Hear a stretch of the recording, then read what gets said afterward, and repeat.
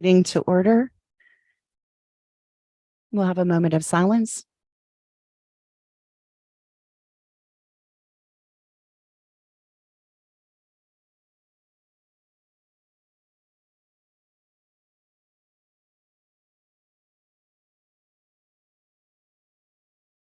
Okay, Mr. Heath, would you like to lead the Pledge of Allegiance for us, please? To the flag of the United States of America and to the republic for which it stands, one nation, under God, indivisible, with liberty and justice for all.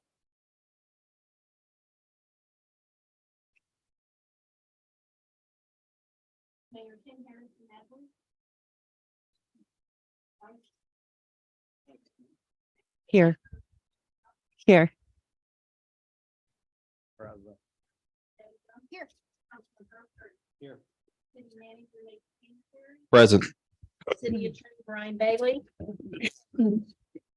Finance director Susie Johnston. Here. Chief Mike Posey. Here. Chief Jimmy Settle. Here. Street Commissioner Mike Starrett. Here. Building Code Zoning Enforcement Officer Marty Lewis. Here. Sanitary Director Dee Evans. Okay, you have the minutes in your packet.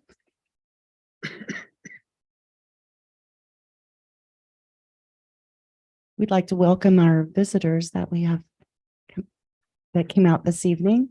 And would you like to entertain a motion to do the proclamations before the meeting in the visitor section?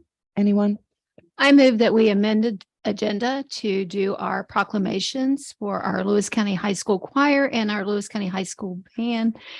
And also, we want to do that one. Okay, that's what I move. Okay, we have a motion on the table. Do we have a second? Any discussion? Motion carries. First off, we have the band presentation. I hear you've had an exceptional year, and it's always important to recognize our youth. So Mayor Harrison could not be here this evening due to illness. So she sent a proclamation for us in her stead. Whereas the city of Weston is proud to recognize the achievements of its youth who, by focusing to accomplish their goals with endurance and determination, promote positive character to their peers. And whereas under the direction of Alan Heath, the Lewis County High School Band earned straight superior ratings at an all A's in each category at the 2023 Region 8 Band Festival. Whereas the Lewis County Band has achieved success for their school, their families, their community, and themselves by combining team effort as well as an excellent academic record. Now, therefore, I, Kim Harrison Edwards, by virtue of the authority vested in me as mayor of the city of Weston, do hereby declare Tuesday, April 4th, 2023, as Lewis County High School Band Day, and encourages all citizens to recognize the accomplishments of our youth. Do I have a motion to accept the proclamation? I move to accept the proclamation. We have a second. Any discussion? All in favor, say aye. Aye. Motion carries. Would you like to come up and accept this? And we have one for hers too. Do you want to do them both at the same time? I'll read hers. Okay. And then we can get a photo. Becca couldn't make it tonight, so somebody else needs to take the photo. Okay. So we also have a proclamation for the choir. Whereas the city of Weston is proud to recognize the achievements of its youth who, by focusing to accomplish their goals with endurance and determination, promote positive character to their peers. And whereas under the direction of Martina Norman, the LCHS choir was well represented at the state level, with 8 students attending the West Virginia American Choral Directors Honor Choir Conference and 5 singers in the West Virginia Music Educators All-State Choir. In addition Two seniors were the highest scoring altos in their section during a state audition process to get into the WVAC DA Chamber Choir. Whereas the LCHS Choir has achieved success for their school, their communities, their families, and themselves by combining team efforts as well as an excellent academic record. Therefore, I, Kim Harrison Edwards, by virtue of the authority vested in me as mayor of the city of Weston, do hereby declare Wednesday, April 5th, as Lewis County High School Choir Day, and encourages all citizens to recognize the accomplishments of our youth. Do I have a motion to approve? I move to accept the proclamation. And a second? Second. All in favor? Aye. Motion carries.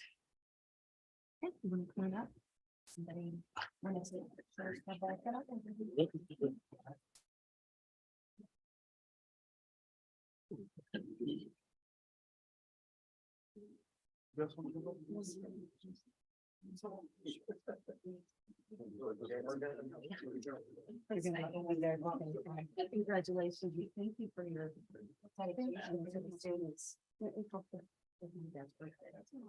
So that's your deal. That's really true.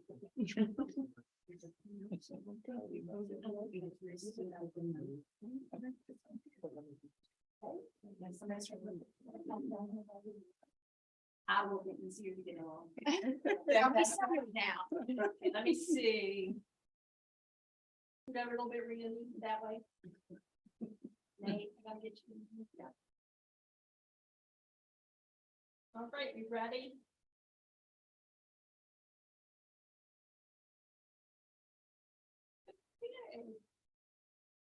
Okay. Thank you. Very cool. Thank you. We're actually doing a joint performance of that in the Hall of Fame in May. Yes. So, yeah. Oh, okay. Yeah, it's awesome. That's good. Yeah, we'll represent Weston. Yeah. Congratulations. to him. Incidentally, I think it's important to note that this is spring break, so the students would have been here.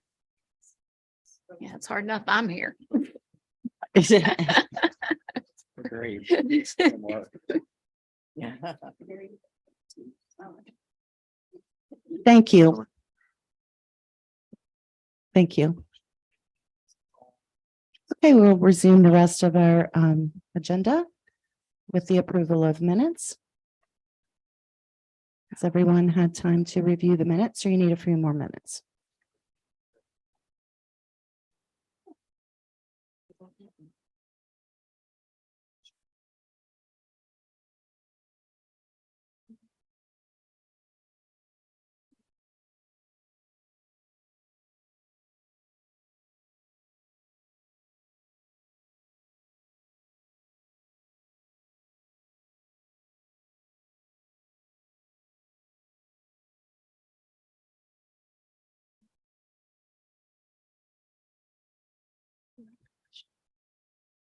When you're ready, I'll entertain a motion.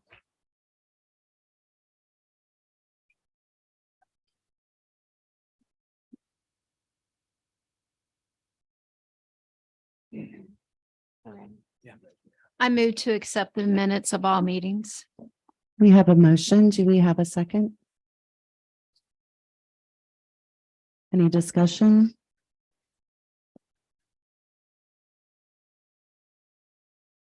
All in favor, say aye. Aye. Opposed? Motion carries. Thank you, Judy.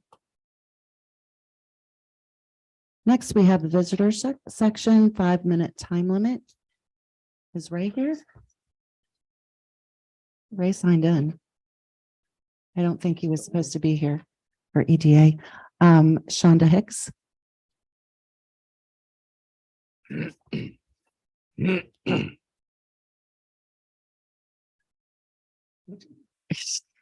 Make sure to speak loud. I couldn't hear. I'm here. I'm here regarding a city business license issue. On March the 20th, 21st, and 22nd, which is a Monday, Tuesday, and Wednesday, there were tanks being painted with silver paint, it was outside and it was less than 2 blocks from the city building.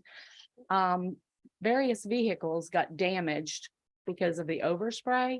And I'm wondering why there wasn't a city business license obtained. And, I was told when I called that no one told them that they were painting. That's not my job to report that somebody's painting outside. I mean, I didn't know my car had overspray until a day or two later.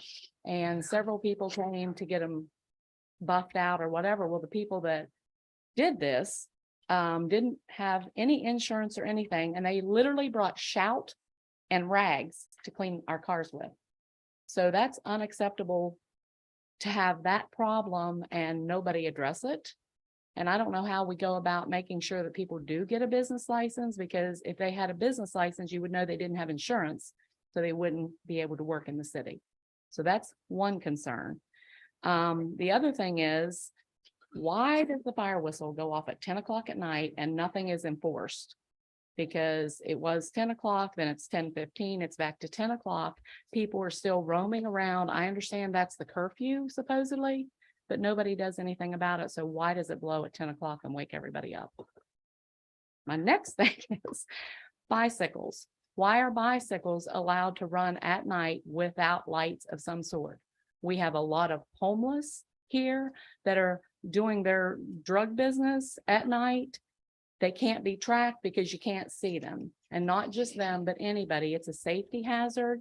And why can they not be, or why can we not have something enforcing lights on bicycles after? Do you want us to address that? Please. Okay. Your first question about the business, was it a business that hired a contractor to Yes. spray? Yes. Okay.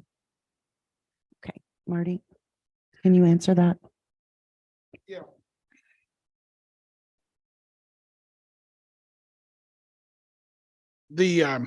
The company came in from out of town. That happens sometimes, and sometimes they get biased.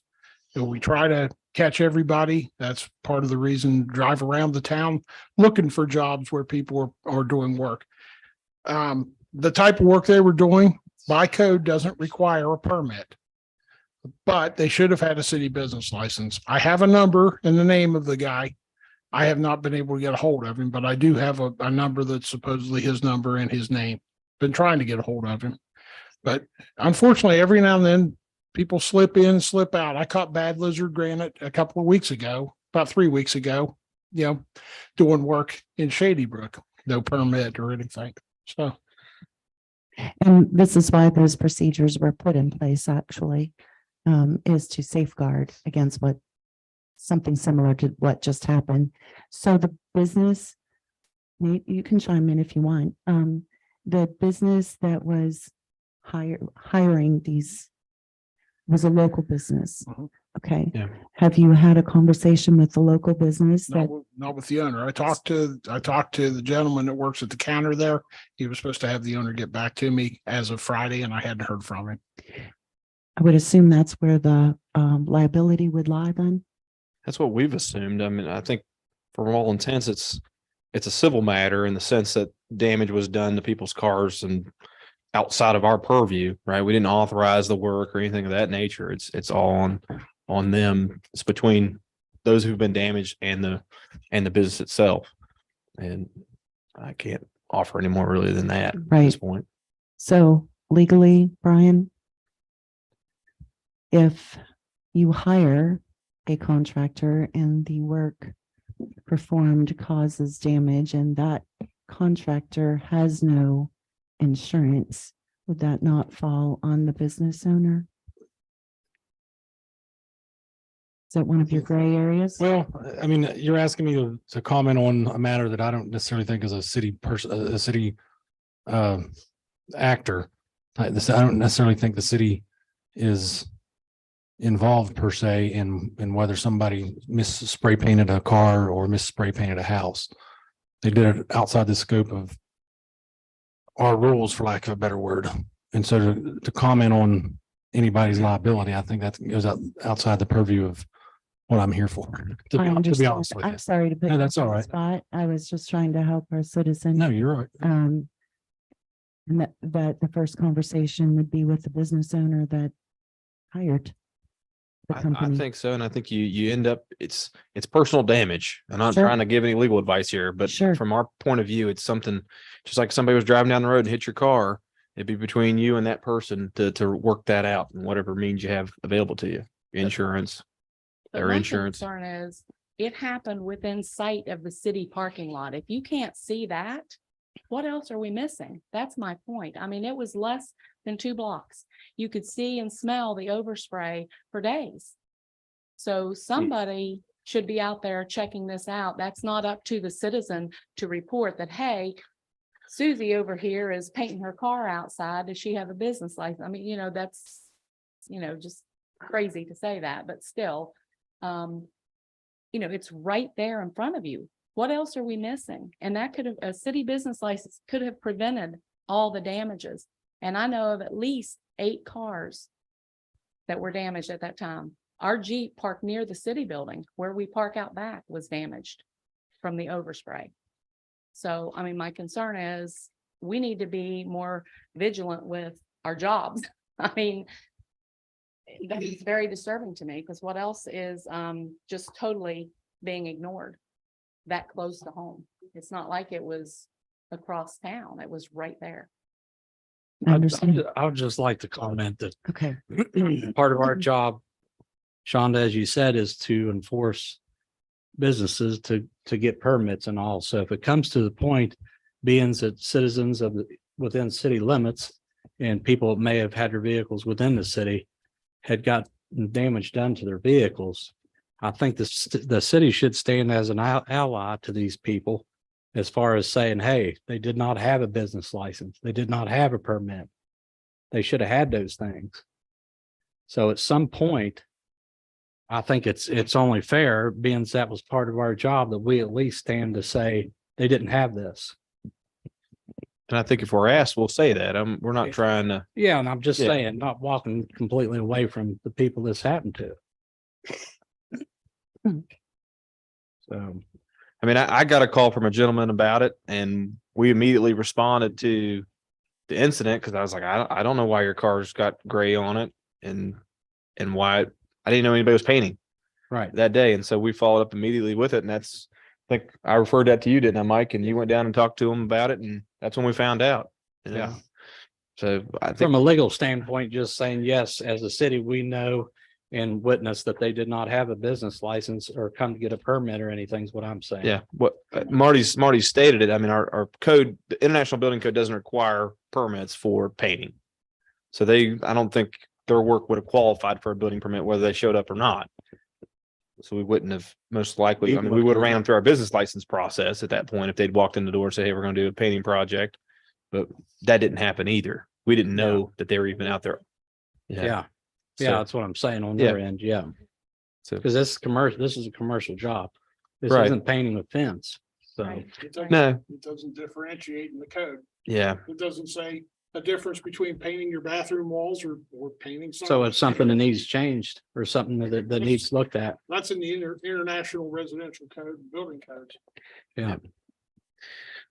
I mean, it doesn't, yeah, if they're here doing business in the city, they need to come get their business license so we can send them a B&O tax form too. I mean, that's Oh, what yeah, we I use those agree. things for.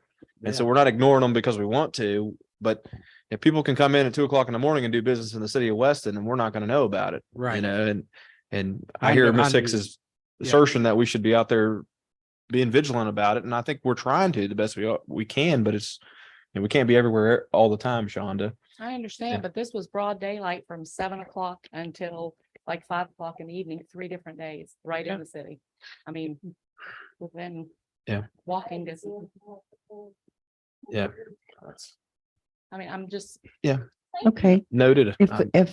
If we need an ordinance about spray painting, we might need an ordinance about spray painting. We can look into it. Yeah.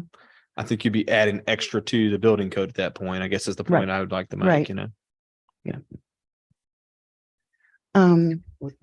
The next item that you mentioned, the curfew, the fire whistle, yeah. fire whistle. I'm not, Jimmy, can I, ask for your expertise? I know.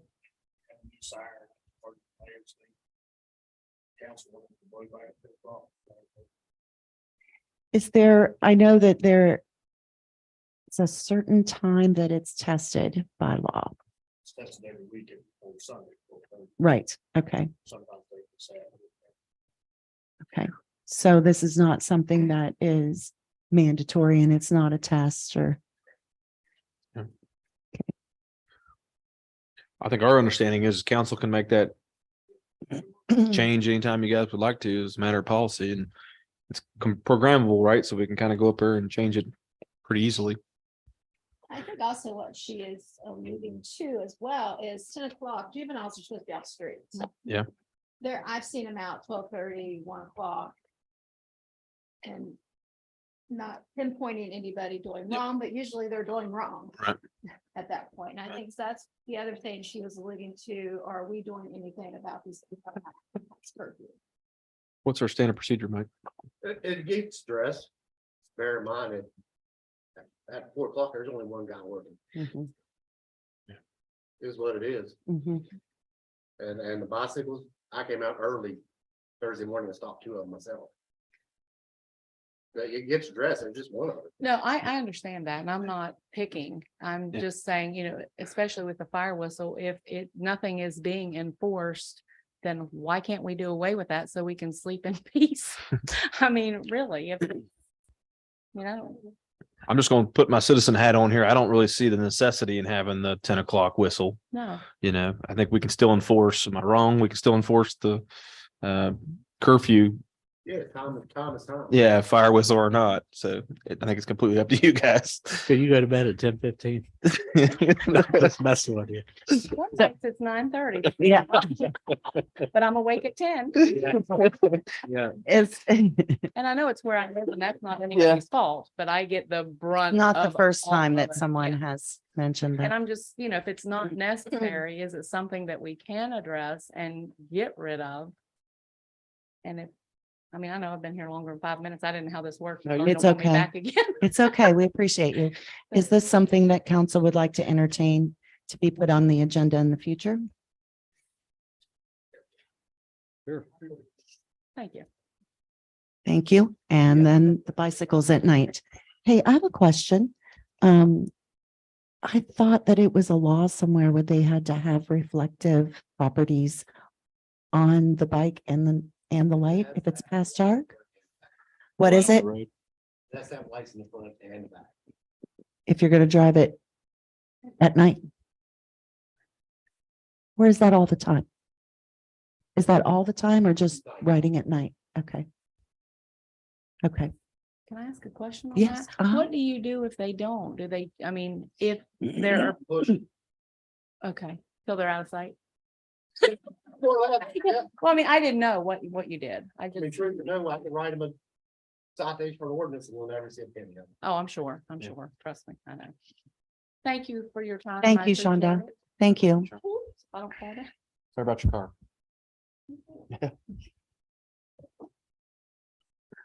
Okay, that will be all of our visitor section. Presentations, West Virginia Land Stewardship Corporation Land Reuse Agency, Ms. Taylor Bennett. Thank you for being here. Sure. And make sure the microphone is on. I have notes, because otherwise I will. Do you need the lights dimmed? It's all up to you, if you can see the slides. All we can see is Marty. Oh. Thanks, Herb. But maybe you want to see slides off though. I'm gonna do rabbit shadows.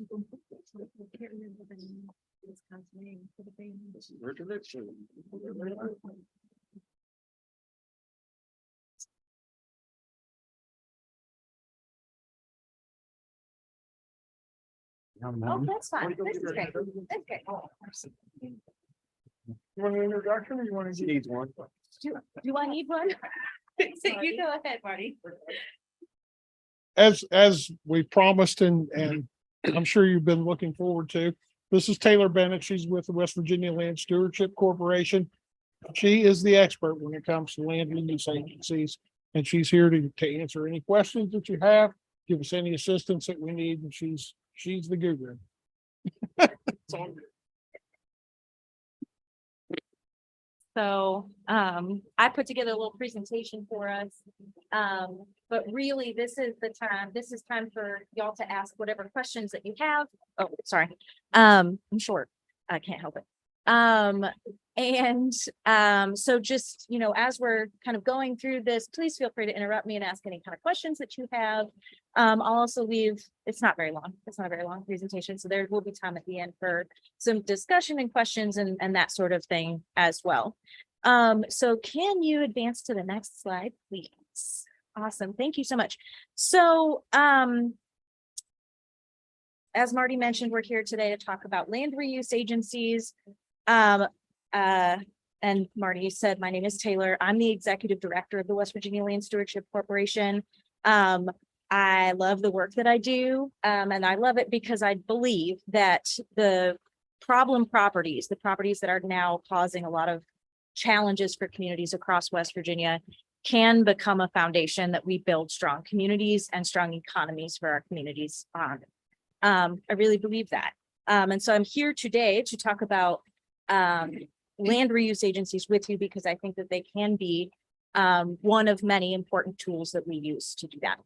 The Land Stewardship Corporation, just a little bit about why we're here talking about that. So we are a 501c3 organization that was created by the legislature, which is a little bit weird, but that's who we are. And we were created to address barriers to property reuse. So if you can't use a property because of a big yucky building on it or environmental contamination, or maybe there's legal issues that are getting in the way of the property's productive use, we're here to help address those problems, remove those barriers and get properties back into productive use faster.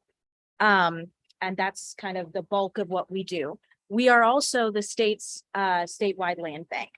So we help to kind of operate in a land bank capacity for communities that don't have a land bank or in situations where it makes more sense for us to be and it, like some of that is like who qualifies for a grant or something like that. All right, next slide, please. So my goals for this meeting are to help answer any questions that you have about land banks and land banking, to help y'all think through whether or not a land bank might be the right tool for Weston. I mentioned that there's a number of different kinds of tools. Land banks are one of them. They're not the only one though. And so a couple different factors will probably help you determine whether or not the land bank is the right choice here, right? We'll get there, but yes. So we don't have to wait. Land banks and land reuse agencies are the same thing, okay? Our state code is funny in lots of ways, but one of the ways that it's funny is that you can't call anything a bank if it doesn't have actual money in it. And so in most of the rest of the country, the term is land bank. And here it's land reuse agency, but they mean exactly the same thing. So my third goal is to help connect you to resources so that you don't have to create a land bank and operate a land bank by yourselves if you decide that that's what you want to do. There's lots of resources out there, and I'm hoping to be one of them for you. Next slide, please. We know this, right? Vacant, abandoned, and dilapidated structures take a huge toll on communities. I'm preaching to the choir here. I already know it. It's a challenge all across the state.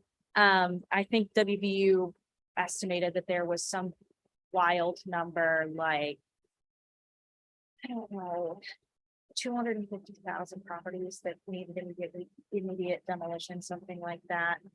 They estimated it would take about $300 million to do it. And that was in 2017. And those numbers haven't been updated since. And we all know that the problem is getting progressively worse, right? And so communities across the state are looking for tools to address like challenges such as the lack of quality housing stock. How are you gonna like have places for people to live if there's not quality housing stock? Economic decline due to proximity of problem properties. Everybody knows how your property value goes down the closer you are to a vacant, dilapidated, or abandoned structure, right? That's a significant concern. And then there's public health and safety concerns, of course, with folks maybe committing crimes in vacant properties that they shouldn't be in, that kind of thing. And so we want to give communities tools to be able to address these concerns. Next slide, please. So land banks could be a good tool to address some of these concerns because land banks are designed to address properties that the private sector can't address. So what we're looking at in terms when we see vacant, abandoned, and dilapidated structures in communities across the state are properties that have kind of fallen off the edge of what the real estate market can do.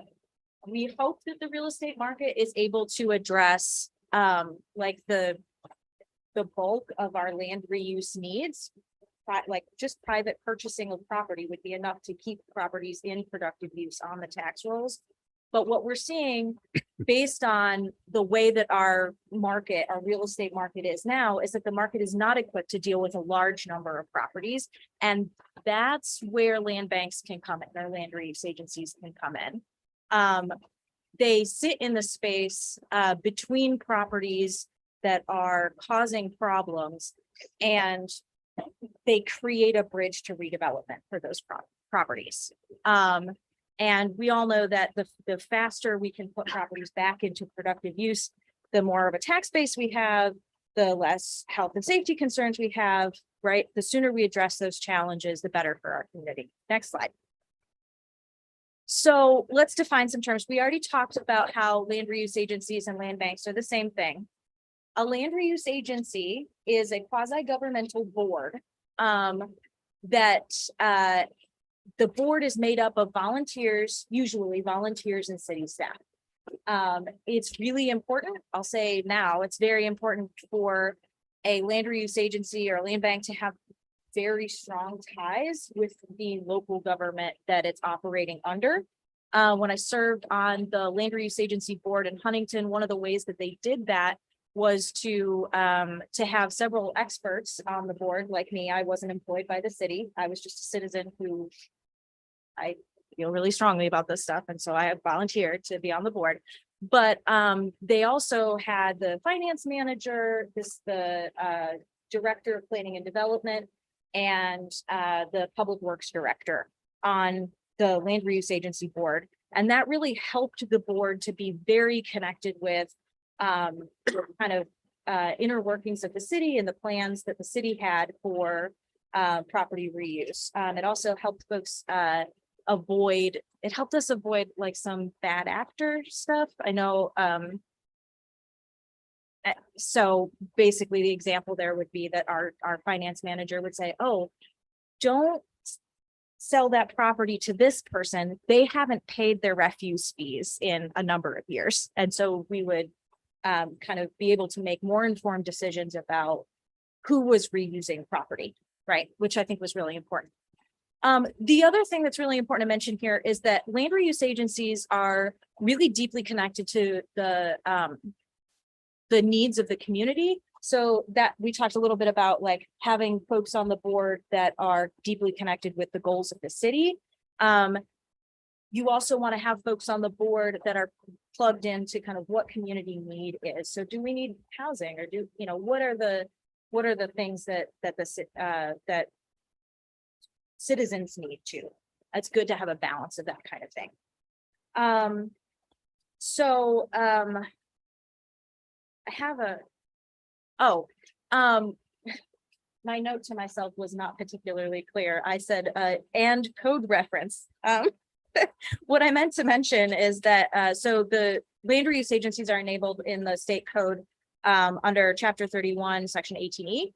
And that code basically lays out the structure of that you have to have at least one citizen on the board. But it's fair, and it lays out exactly the mandate of the land reuse agency. It's very specific, so there's not a lot of meandering from the mandate of the land reuse agency.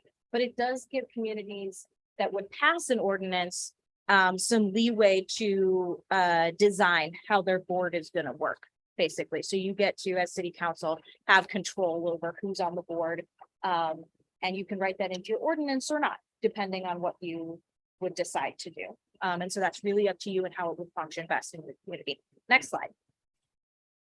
So here's a couple examples of what land reuse agencies can do. We already talked about putting vacant, abandoned, and dilapidated properties back into productive reuse. When I say productive reuse, I mostly mean use that benefits someone rather than absolutely no one, which is who benefits now. These uses include even just putting property back on the tax roll is really, really important. So it could include if we need housing, maybe we're partnering with a housing authority to help get more housing units in a community. Maybe you want a splash pad or a park or something, and you need land for that. Your land reuse agency can help you kind of put together properties to use for a public project. Maybe there's actually, it's required in code that you have to offer property to adjacent property owners so that they can have a side yard expansion, which actually we found is one of the highest and best uses for these kinds of properties, because it does get it back on the tax roll and it gets somebody mowing the grass. That's not you guys. So that, I mean, even something as simple as that could be really important.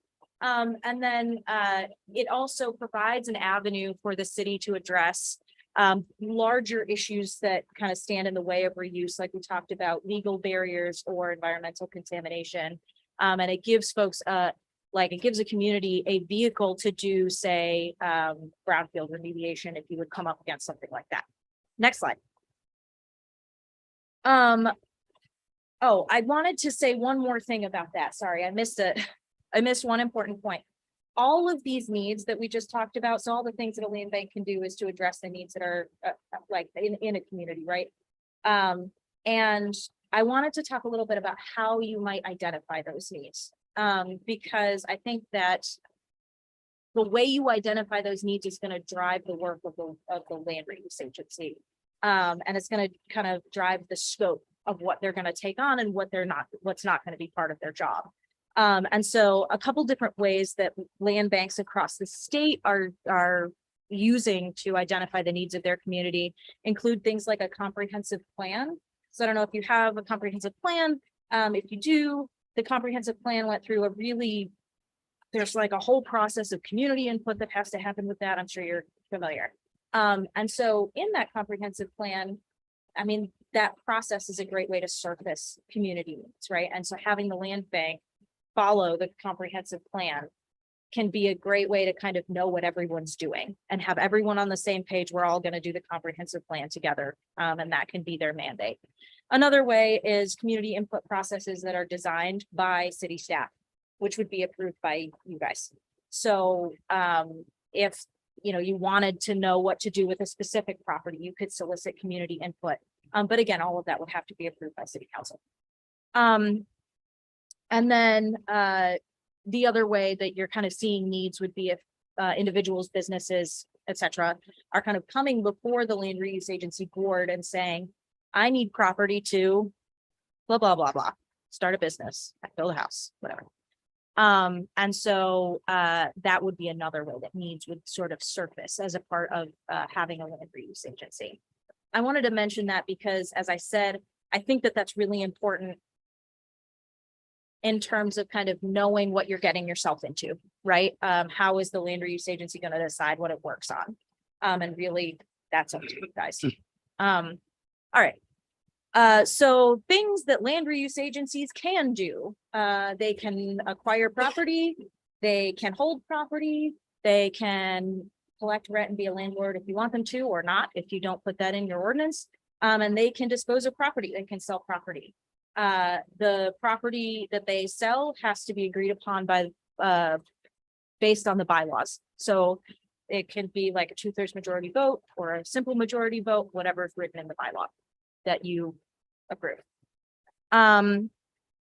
They can exercise their right of first and last refusal. I'm not gonna talk too much about the tax sale. I promise I won't bore you to death with that.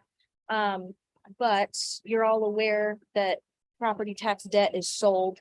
Like if you don't pay your property taxes, then that debt is sold, and then through a very long and complicated process, somebody maybe would be able to take ownership of that property later. Land reuse agencies jump ahead in line. They let you get first crack at it before anybody sees it. There's some limitations. The property can't be worth more than $50,000. Properties qualify if they're condemned or if they've been through the tax sale process multiple times, or if they're on a vacant property registry for a long time. Basically, all those criteria are set up to say we want the worst of the worst properties. We're not trying to hop the line and get like somebody's tax delinquent McMansion. Land reuse agencies are trying to hop the line and get the really bad ones so that, you know, we can address that. I can answer more questions about that later if you are interested, but I don't want to drag us into a tax sale conversation. Because that's boring. And somewhat unnecessary. So the other thing that land reuse agencies can do is they can accept donations of real property, which makes it easy if you've got citizens in some places. I don't know if this is true here, but in some cases around the state, people are like, please, for the love of God, take Granny's house. I don't want it anymore. And if that's the case, it can kind of simplify that donation process and have a place for those properties to live until you can find the next person. They could apply for grants. So things land reuse agencies cannot do. They do not have the power of eminent domain. This is not an urban renewal authority. You can't, it's not that like, you can't take property from folks in any way. There's no kind of legal ability for that sort of a thing. In a national context, this is why people are more excited about land reuse agencies or land banks than they are about urban renewal authorities. We've kind of, as a country, moved past urban renewal authorities and into a more community connected approach, which is what a land bank represents. So we don't want to be taking property from people. We want to be plugged into the community and providing resources and addressing problem properties in a way that's not violating people's property rights, basically. Not that eminent domain is always that way, but there was some cultural connection with urban renewal authorities and some complaints about property rights.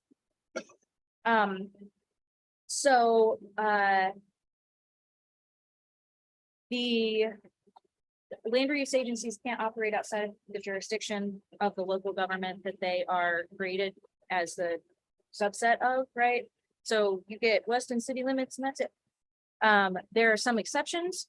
The exceptions are only if you have a specific agreement. So if, say, you wanted to make an agreement with the county commission or something, right? You could to be able to have a partnership between the county commission and the land reuse agency, but all of that would have to go like it would have to come before city council and be agreed upon, and there would be an MOU and that kind of thing. There's a whole process for that. So they can't just kind of be acting out in space on their own. And then I just wanted to mention this again, land reuse agencies can't operate outside of their bylaws, and those bylaws are whatever you say they are. And so like, as long as they're within the mandate of the state code, you can set them up to be able to have as much or as little power as you want them to be able to have. And it's all governed by the bylaws. And so that they're not allowed to kind of like change their board members. With the board members are all appointed by the city council. Usually you'll get like a staff reference. So maybe Nate or Marty would say, hey, I think this person would be a good fit. But you would all have to like vote to appoint the folks to the board, that kind of thing. All right, next slide.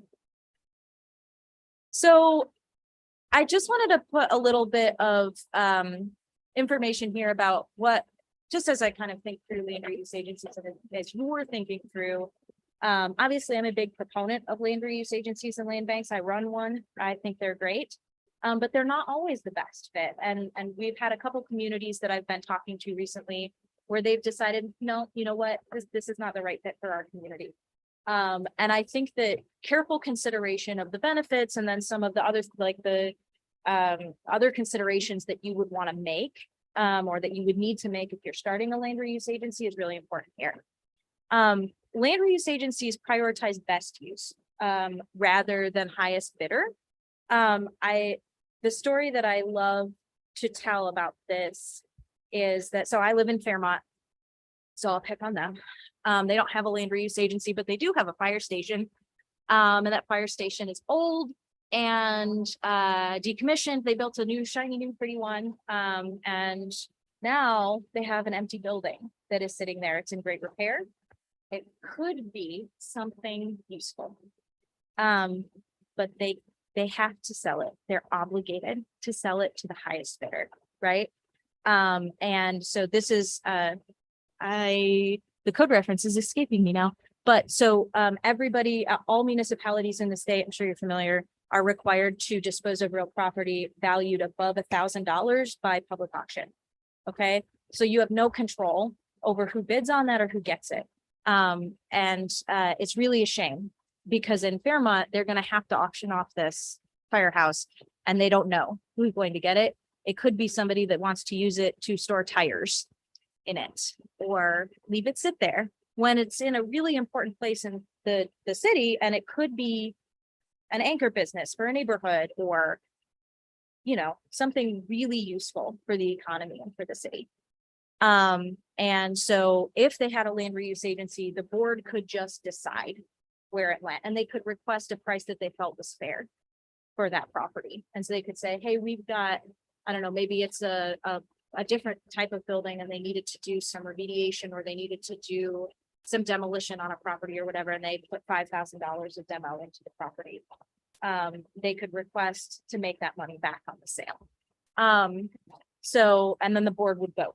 And so you could dispose of property by vote rather than having to be obligated to sell it to whoever bid the highest.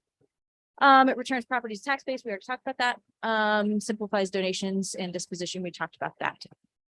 Some things to consider though are, so there's no sort of mechanism for funding for land banks that comes from like, I don't know, a special revenue fund at the legislature or something like that. The successful land banks that I've seen in West Virginia are really strongly backed by their city council or their mayor, depending on the type of local government that they have. And they are, the funding comes from like a budget line item that would be directly allocated to the land bank to be able to do their work. Can they obtain grants? Absolutely. Yes. So they can, But that's through the city and then designated to, they're allowed to Agree. obtain grants on their own if they want to, but for most places that I've seen obtain grants, they do it through the city because of a capacity issue, right? So you may have somebody on your staff that usually writes your grants. And the land bank is usually part of one city staff person's job, right? And so does that person actually have time to write the grant, or is it better suited to have a different city staff person writing the grant? Maybe, and then maybe you write it on behalf of the land bank, or maybe you write it on behalf of the city. You can do it either way. Both are allowed. So the funding thing can be a little, you got to commit, I guess, is what, like, if you're going to make it work. And I mean, I think that the city of Nitro is a really good example of this. Their mayor, they don't do city council, city manager style of government. They do strong mayor style of government there, but their mayor has been basically all in and has said, you know, we're going to fund this. And so Nitro's on track to, by the end of this year, 2023, they will have addressed all of the dilapidated properties in their city. All of them, which is wild. So funding is an issue. Legal assistance, you kind of have to figure out where you want your, there's like title work associated with it. With the land bank, most folks kind of contract that out. They don't make their city attorney do that. But that's kind of a personal choice about how you want to operate your stuff. And then this isn't a silver bullet. It takes some time to acquire the properties anyway, even if you have a land bank. And so, for example, the tax delinquent properties that we were talking about, all of the same, you get to jump the line, but you still have to follow all of the stuff that's laid out in state code about timelines and waiting and notice and all of that kind of stuff. And so for tax sale properties, that's correct. And so that length of time for acquisition is reduced, but it's still a length of time. It's not, this isn't like an immediate, and now we're all fixed kind of a situation. there's definitely still some consideration to make there. Next slide. So what happens if you decide that you want to create a land reuse agency? It's incredibly easy. Well, first you have to decide if that's what you want to do, right? And so if you do, you can pass an ordinance. I have a sample ordinance that is like, I don't know, 4 pages long. Very simple, super duper simple. And I'm happy to share that with folks. My printer wasn't working today, or I would have had hard copies for you. But I've shared that with Nate and Marty, and if you guys, if you need it again, just let me know. I'm happy to pass that on. So you pass your ordinance, you appoint your board, you draft your bylaws and pass those. And then the land reuse agency identifies a strategy. So we're gonna, I mean, that can be, we're going to do land reuse stuff in Weston. It can be very broad. Or for example, in Charleston, they were like, we like the place we want to start is this one neighborhood. And of course, Charleston is big. And so it makes sense for them to kind of bite off a little chunk instead of trying to do everything wholesale. But you could also say these 3 streets are very important to us and we're going to focus there. And when maybe we'll do some other stuff too, but this is going to be our focus area. And depending on who is appointed to the board, and how like that's kind of identified through the board doing like a work session together. And they would probably bring that before city council. You could request that approval of that strategy. And then I have step 5, which is stay connected.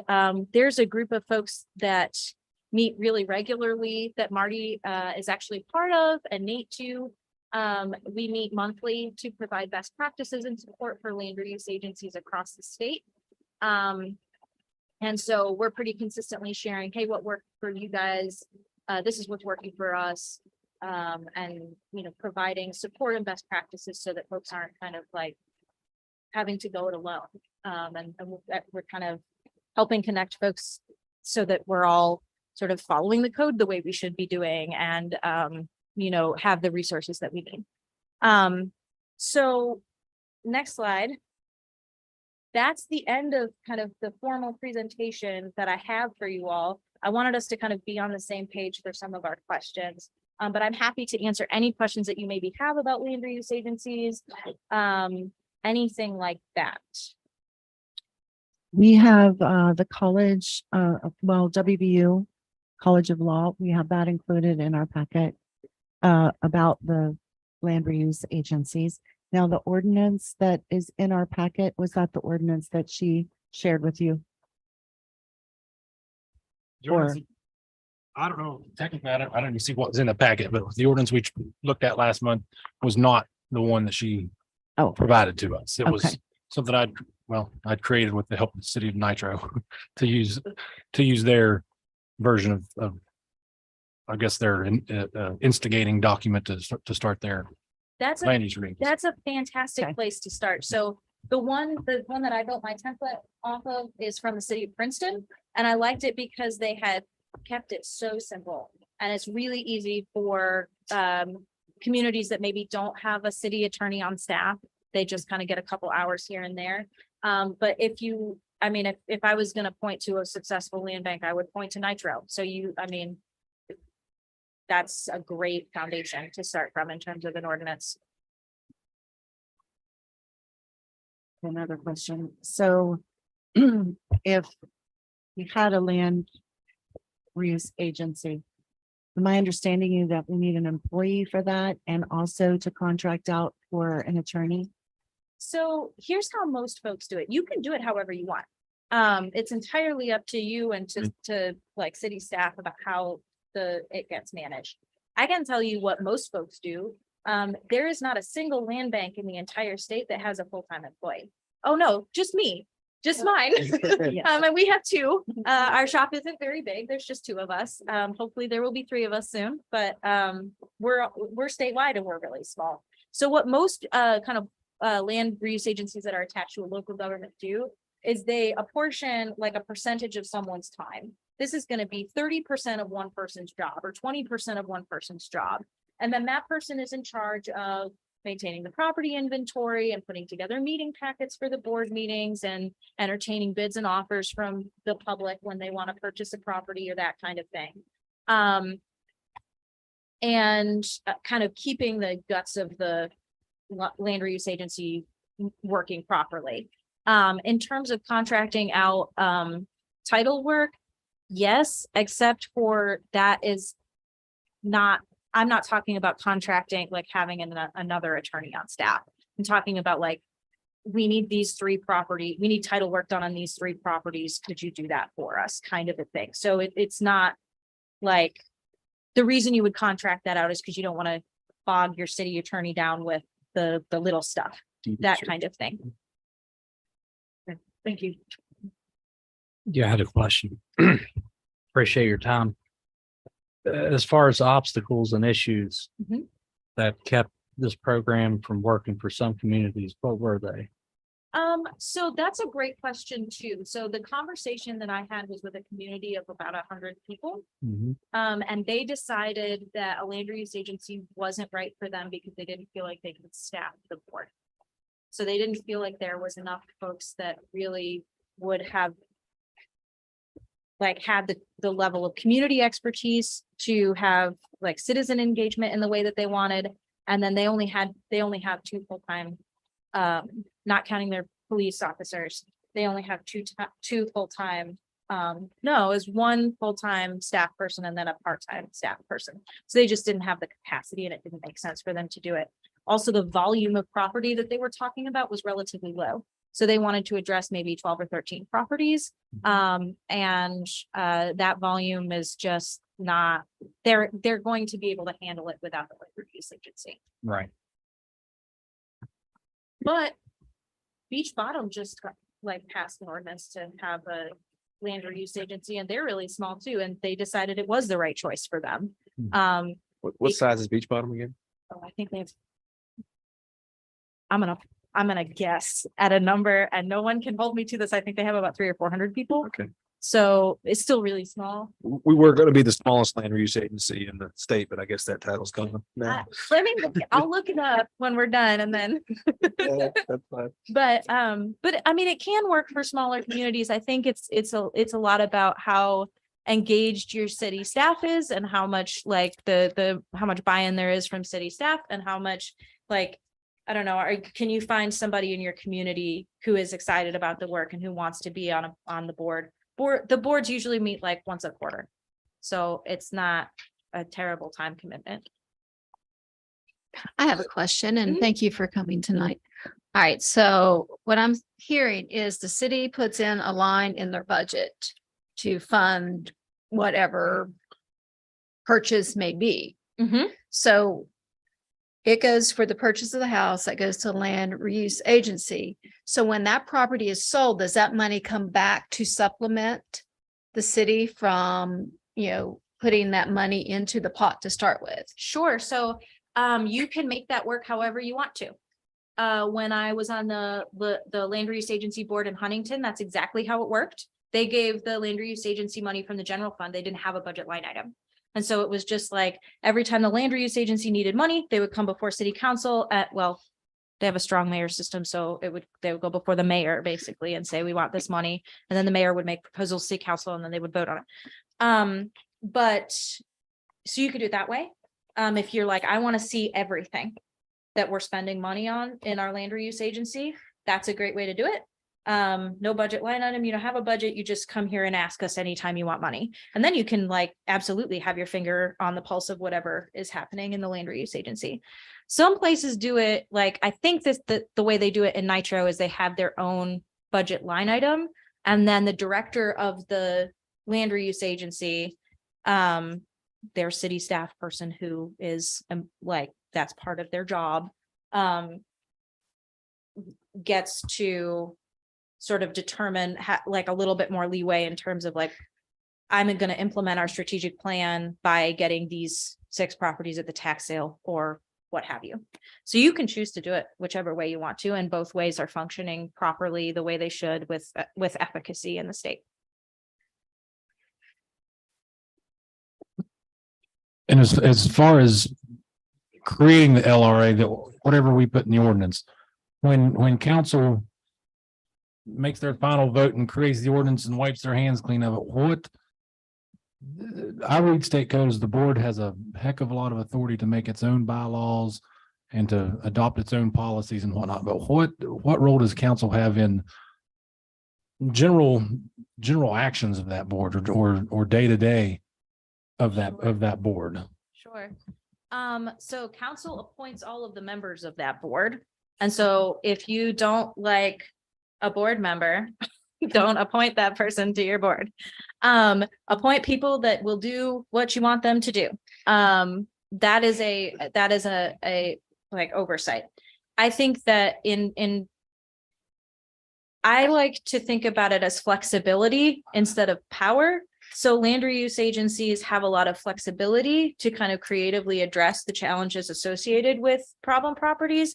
They do have flexibility in terms of creating their own bylaws, but I mean, put your city staff people who like you've hired because you trust them to enact the comprehensive plan of your city on that board, right? And then your bylaws are in accordance with your comprehensive plan. I mean, and then I think that fund them through your general fund if you want more control over what they're spending money on. They can't do anything. That it's the function of the land reuse agency is to be able to acquire property. And so they need money to be able to do that. If you want to be in charge of like what properties they're acquiring, request that they come, like make them come before you to make a strategic request about how much money they need and what they're going to spend it on. I think I think as in many cases, the money is where the power is. And so if you want to have control over it, make sure that folks are presenting proposals in order to receive funding. That's a great way to kind of hear what they're doing. Do you see other cities where council was approving the sale of property through the land reuse agency? I mean, to me, that kind of defeats the purpose of the land That's reuse agency. the function of a land reuse agency. Okay. So the function of the land reuse agency is to situate the ability to decide we're going to sell this property to such and such adjacent to and below city council, right? So Right. it's a different board that's making the decisions about where the property is going. But all of those decisions need to be made in accordance with your strategic plan. Like they can't go against any of your city ordinances, which you're in charge of. They can't go against any of the comprehensive plan, which you're in charge of. I mean, the planning department, whoever is in charge of your zoning, whoever's in charge of implementing that strategic plan needs to sit on the board so that they can be making sure that the board is making those choices correctly for the good of the city. That's how most folks do it. Members of council aren't allowed to sit on, it's a conflict of interest to have them sit on both city council and the land use agency board. But I do think that the most successful land reuse agencies that I've seen have really strong ties with the local government that they're operating with under. And they're kind of everybody's on the same page. We're moving in the same direction. There's not. I can't think of a land reuse agency that did something ever without the approval of the local government that they were acting underneath. There's no precedent for that. I have a couple questions. Sure. First off, thank you for coming, spending your time. You seem passionate about it, and that's important. This administrator, liaison coordinator type person that we're speaking about. Now, are they on the board of that land use now? Or No. more or less a administrator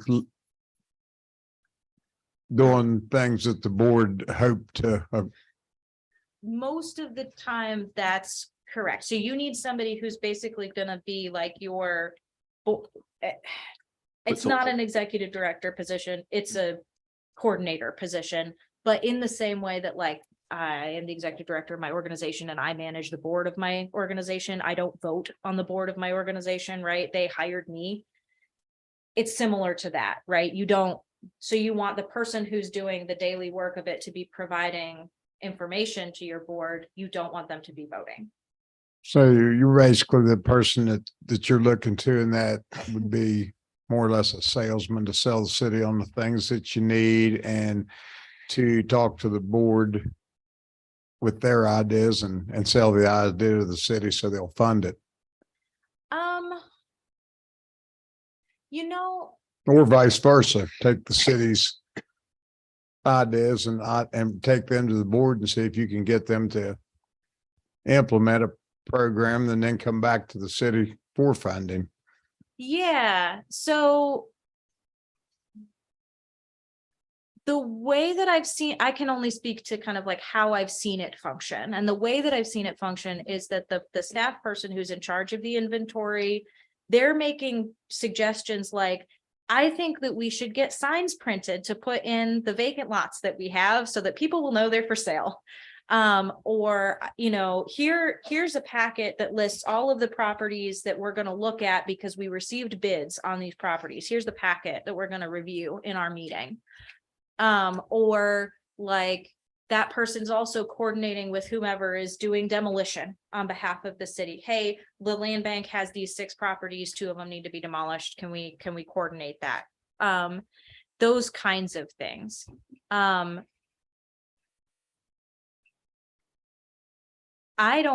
You could have whomever you wanted to from the board be making that staff person could make requests to city council and say, hey, the board has requested that I present you with this proposal. And they could be here at a city council meeting asking you for that kind of stuff. You could also have somebody from the board do that. That just depends on how you want the board to operate. Did I answer your question? Maybe. I'm sorry. I guess in my imagination, if I can speak to it a little bit, I don't view it as us having to create I'm going to use the word separate agency, and it is a separate agency, but we're not trying to add a level of bureaucracy here to what we're doing. I think all the ordinances that we've seen have really just been heavily, the boards have been heavily involved with current city staff, some members of the governing bodies in some instances. And what I'd imagine we would be doing is taking Marty and making him kind of the arm of the land reuse agency. So his already tasks that he's performing, as far as dealing with the dilapidated properties, rounding them up, preparing bids for tear down, things of that nature, those duties would be integrated under that land reuse agency umbrella and be done on behalf of the land reuse agency of the city of Weston, so that when those properties are acquired or whatnot, those go into land reuse agency, then we can funnel those out however council and the land reuse agency sees fit through their mandate. And does that make sense to you? I mean, that's how I imagine it's going to work. Brian, taking the city attorney, he's already doing a bunch of work on these kinds of properties, these kinds of issues. I think he gets integrated in that land reuse agency to provide those kinds of services and just continue to do what we're doing, but under the auspices of a land reuse agency, and then hopefully get some of these properties out from under us and back into productive use, which is the goal of the land reuse agency. Does that make sense? Hope so. However, the land reuse agency can't sell property. Yes. Yeah, they I can. can. Yeah. Okay. We can sell to who we want. We don't have to, if we've got this guy over here who has all this 4-wheeler parts and you got the person next there, it's not open competition. Then at that point, land reuse agency says that person's taking care of their home. We're going to sell to them instead, because That's what you really want. Yes. And so there's kind of 2 major benefits of a land reuse agency. You get to jump the line and get some of the tax delinquent properties before they get real bad. And so you can kind of like that, remember the circle diagram thing, you can kind of cut the piece of the pie out sooner. Yeah. And the sooner you access them, the less bad it gets. So that's the one benefit. And then the second benefit is you don't have to go by the property disposal law that says, well, you still have to do that as city council disposing of property, but the land reuse agency is not obligated to sell property to the highest bidder. They can say, basically the way a meeting goes is you have members of the public come and say, I want to buy property A because I'm going to, and then they tell you what they're going to do with it. And the board gets to say, great, we love it. Or I know about you, buddy, and you've got 8 properties you don't take care of, and we're not giving you anything else. And so you really do get to kind of make strategic, informed choices about where and how those properties are going to be reused and who's going to be responsible for that in a way that you're not able to do because of that procurement, property disposal rule that you have to abide by as city council. And that, to me, that is one of the biggest strategic reasons why land reuse agencies make sense for communities. So that, I mean, St. Albans is a great example of this. They had a school that some guy bought at a tax sale that they used to sell tires, and then the thing caught on fire and burned down like 4 or 5 houses that were adjacent to it. And the school had to be auctioned because there was no other, Means of disposal property. That was yeah, state law. they needed a way to dispose of that property to not that guy, right? To somebody else who was going to use it in a way that was responsible and for the betterment of the community and not cause a hazard. So to me, that's the kind of the biggest strategic reason why land banks make a lot of sense for communities. But again, I mean, there's a number of different tools that you can use to address problem properties. And you know, Marty invited me to be here today. Marty's using a lot of them already. I gotta throw in a plug for a lot of times in our conversations, people will be like, I'm having this problem with code enforcement. I'm like, well, that's a Marty question. You should talk to Marty about that. But this is another tool that you may choose that you would like to use. I got a couple of things, if you could touch on them. There are, if property goes, there's a couple of financial advantages that land reuse agencies can use that municipalities can't. It's my understanding if property goes into an LRA, you can have deferred property taxes for a period of time. Correct. And then also, I think that, and you tell me if I'm wrong, but I think the LRAs have access to helping people get funding that we don't have, such as loans through like the West Virginia Housing Development Agency or whatever that have some forgivable parts of them. I'm not as Joe knows more about those than I do. I can speak to that, and that's one of the benefits I see of the land reuse agency is the West Virginia Housing Development Fund, which is the state's large funder of building middle income housing. Their products, which one could talk like grants, are called forgivable loans. Yeah. So it's a loan, and when you use it the right way, it gets forgiven. We can't pursue that as the city of Weston because cities cannot have loans. So even though it walks and talks like a grant, we can't do it. Other cities that are doing it are either using a housing development authority to do it, or they're using a land reuse agency to do it. So if we wanted to pursue that kind of money, this would be an avenue for us to do that. That's a great call. It also, you guys got DEP money, right, Marty? It looks great for stuff like that. So when, DEP just got another $20 million, I'll tell you, they will be hustling to try to get that out the door. Like that's a lot of money to try and use. And there will be a lot of communities that are kind of coming to the table and saying, pick me.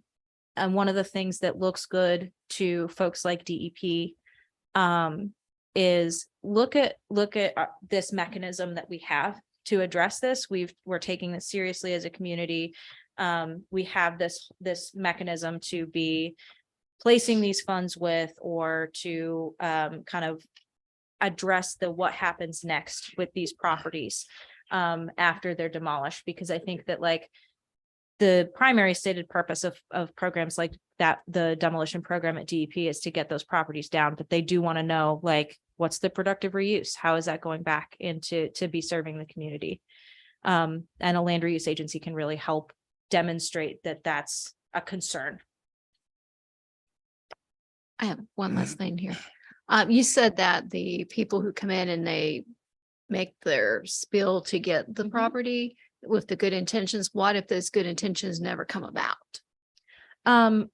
So Is there a probationary time or do they have to So the do answer, it?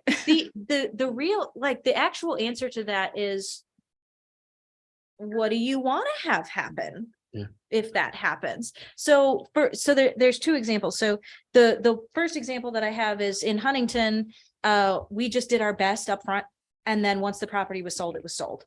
And if they don't do it, it goes back tax delinquent, or they want to donate it back to the land reuse agency, they can. But once it's sold, it's private property again, and we considered it back in productive reuse on the tax rolls as being privately owned. Now, I am running a program through my organization that involves pulling properties off of the auditor's list of stuff that didn't sell at the tax sale, cleaning it up, and then passing it on to future property owners.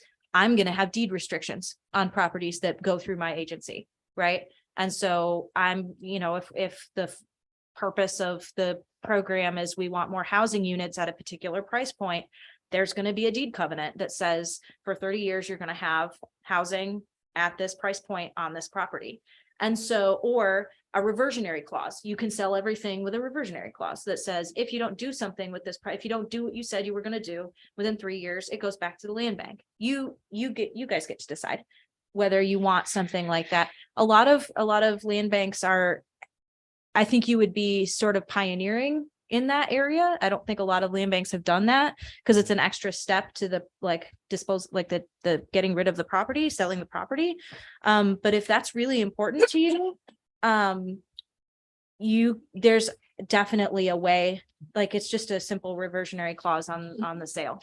I was gonna say they can turn into the tire people like the guys next door. We don't want that. Right. That And defeats the you purpose. don't want that to happen. You don't want that to happen. So you could, but they're also still subject to all of the International Property Maintenance Code, and they're still required to not have an open dump on their property. All of the stuff that Marty's taking care of already, they're still they just like anybody else's property, they're still obligated to follow all those laws. Debbie, I had a similar experience. It wasn't a land bank per se, but in Vermont, we had a similar program, and we had an application form when somebody went, we had some houses that we had kind of stabilized and said, we'll sell them to you for $15,000. It's a city, and you tell us what you're going to do with it.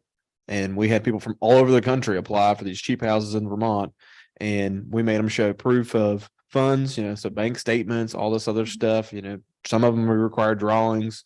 It was a whole gamut of things to try to get the ideal person in there. And a couple of them fell through, and I think a reversionary clause was used there to claw that back from them and say, nope, the deal's off. I just want to make sure if we Yeah. go forward with this, we're not defeating our purpose. Sure. Yeah. And we do make sure they are using that land as to what they said they were going to do. Yeah. I think it's our obligation as a public body. I mean, we're using public funds to do this stuff with, so we want to make sure the best use is happening with those dollars. And one last thing, because I was reading, I believe through the ordinance here, there's no liability to council as a whole for, did I read that in there, Brian? There were some people that says there was no liability to the county. Liable personally on the bonds or other obligations of the land reuse agency. What was that? I'm sorry, didn't hear that. It's under Section Liability, 4J. yeah. This comes from state code. The city shall not be liable personally on the bonds or the other obligations of the land reuse agency. Rights of creditors are solely against the land reuse agency.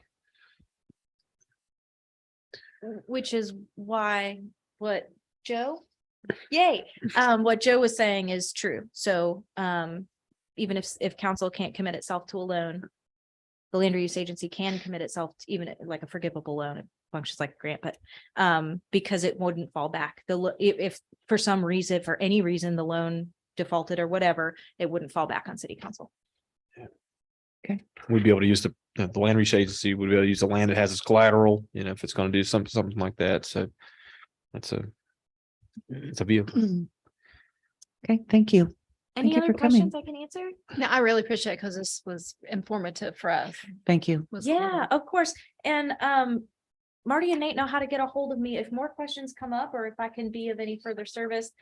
Some of the other things that we've done with this team, this support team, is we've done like phone calls with folks that have functioning land reuse agencies to see how they operate and like what their biggest challenges are and like what their biggest successes are. We've also done site visits, if that feels important. But before they set up the land reuse agency in Princeton, they visited Nitro to just kind of check it out and see how stuff was going. If there's any way that I can provide additional support or additional information for y'all to help you kind of make this choice or figure out if this is the right solution for what you're dealing with, don't hesitate to let me know. I'm happy to be of service in any way that I can. Thank you. Thank you. Thank you. Thank very you. much. Okay, we'll move on to reports of city boards, commissions, and outside agencies. Weston Cemetery Board, next meeting Monday, April 10th at 9 a.m. at the Municipal Building. Historic Landmark Commission, Thursday, April 13th at 5 p.m. Weston Planning Commission, April 12th at 4 p.m. Board of Parks and Recreation, next meeting Friday, April 14th at 4 p.m. Lewis County EDA, Wednesday, April 26th at 5 p.m. Board of Zoning and Appeals, April 11th at 6 p.m. Code Appeals Board, April 20th at 6 p.m. Outside agencies, the next Neighborhood Watch is Tuesday, April 18th at 6 p.m. at the Weston Fire I think Department. That's not right. I What? think that's gonna be April, David, that's gonna be April 24th, right? Neighborhood Watch, it was something was going on, so I'm pretty sure it's April. April 24th, right, Jimmy, at the fire department? Yeah, it's a April 24th. 24th at 6 p.m. Yes. Thank you. Yeah, that was wrong. That was my fault. Should have gave it to you, Judy. Known vacancies to be filled. Board of Zoning Appeals, there is one position available. Sanitary Board report. E.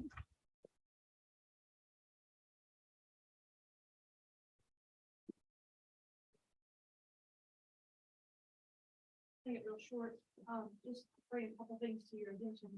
The, literally 3 days after I, before you last month, the, contractor, Senegro for sludge removal finished their sludge removal for last month. Got all of the sludge removed that they were required to do. That was about 767 dry tons. And they have to be mobilized and they're born. So all that project one, phase one of for that project. Phase two, we are in the process of meeting with the Region 7 engineering and my accountant to get our planning package so that we can submit that application to the IBC for funding for that. The only other thing I'd like to say is just I'd like to thank Mike in the street department for working with us so much on several issues that we've had. The departments work very, very well together, and I appreciate you guys working with our guys and getting those issues diffused real quick and just getting them taken care of. I appreciate that. If you don't have any questions, though, I'll be glad to answer them. Thank you, Dee. Finance Department. The bank statement, I can, so maybe I get questions about those. I'm asking council to move $1,350 from the general fund to the vacant structure fund. And if you approve this, then, excuse me, we'll have $13,410 in that account then. Okay, we'll entertain a motion from council to approve moving $1,350 from the general account fund to the vacant structure fund. I move to approve the transfer of $1,350 from the general account fund to the vacant structure fund. Is there a second? It's been moved and seconded. We'll have voting by roll call. Councilman Randy Bowen. Councilwoman Debbie Gump Yes. and Councilman Herb Curtis. Yes. Motion carried. ARPA fund update. If you're on page 40 of your packet, we've provided you just a spreadsheet breakdown of our current status of all the ARPA funds. And I think right now we've got $40,000 that we need to transfer at some point from the general or from the ARPA account to the general fund, because that reimburses for part of the roof that we'd already approved for the cultural center. And then we have another $31,000 that are still to be spent that are committed funds, leaving us with a balance of $634,075. And I think that I wanted to provide you that with that update because it's been a while, and let you know that that's what's staying there. But I think in the next tonight we're going to talk a little bit about ARPA at the tail end of the meeting, but also we've got to start prioritizing some projects and put our heads together here as I think to at least shoehorn some monies around to make sure that we're leaving things available for the things we want to do down the line. So I think that's all I want to add to that at this point. I got one question. Sure, sir. When we started on these camera projects, did we not speak $76,000? I think initially is what was. No, it was more than that because we did the cameras and the internet networking. So we're at 200,000 now. No, we have Raven Rock camera project. We've spent $16,640. 200,000 is Parada paving. Advantage Technology is the camera supplier. So there's 60,000. I'm paraphrasing here a little bit, 12,000, and then another $3,700 that we've paid. So the camera systems itself have all been fully purchased. Now we're just working on the network side to get the cameras What I'm installed. looking at is Sure. the 11/10 of 22 to Raven Rock camera project, 200,000. 11/10 of 20. That's Parada. Yeah, Yeah, it's Parada paving. it's 16,640. It's paving. Which put a straight edge across that. I think you're jumping the lines. Paving. Yeah. Oh, you're right. Thank you so much. I'm sorry I went down the wrong path tonight. That's what happened when you get our age. What age are we? I'd also like to let you all know that the hometown banners this month, they have brought in $2,575. And altogether now that will make it $2,975. They work. And for the Weston billboard signs, $600 for the month of March. And now between February and March, it's $1,050 for those that's brought in. The municipal fees for this March was just a little over $8,000. Last year, it was $10,021. And so altogether, from July up until now, the total is $280,276. And that's a difference of $26,359 from where we was this time last year. Less. Less, yes. Susie's only got 2 more meetings with us, so she's kind of coasting at this point. Thank you, Susie. Thank you, Susie. Can I touch on just 2 things she said there? The hometown banners, I think there's some misinformation floating around out there. We're really just holding those funds. The intention is that we needed a central place where people could pay. And we're bringing those payments in. We're holding those payments. If we have to buy any hardware, we'll buy the hardware from those funds. Then once we deduct all that cost and the only cost we'll deduct will be the hardware. We're going to cut a check to the military museum for those funds. So it'll go directly to them, and we'll have them here at a council meeting and present them and all that good stuff. Nice. And then I just want to touch on the billboard project.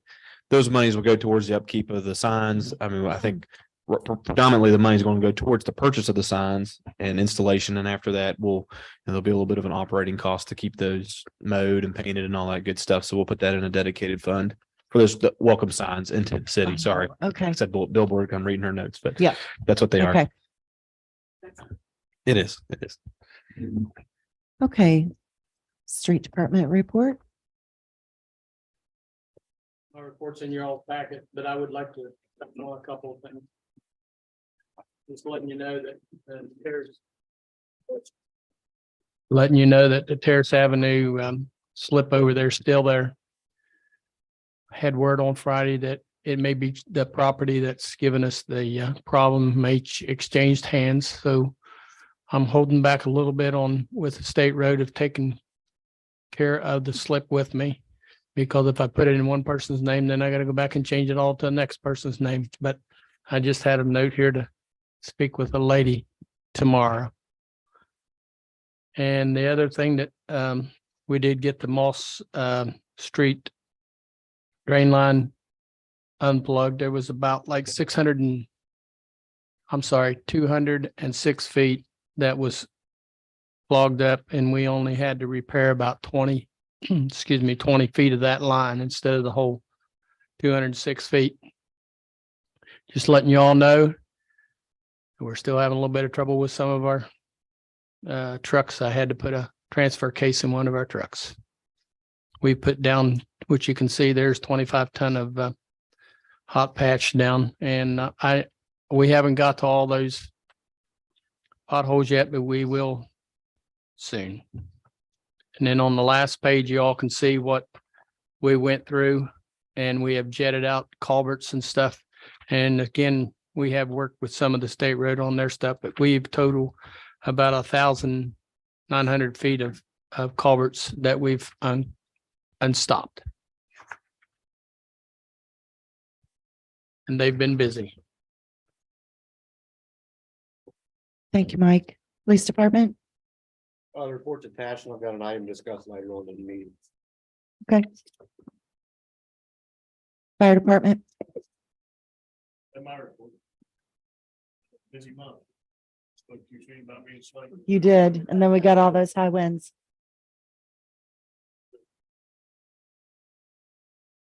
Building code and zoning.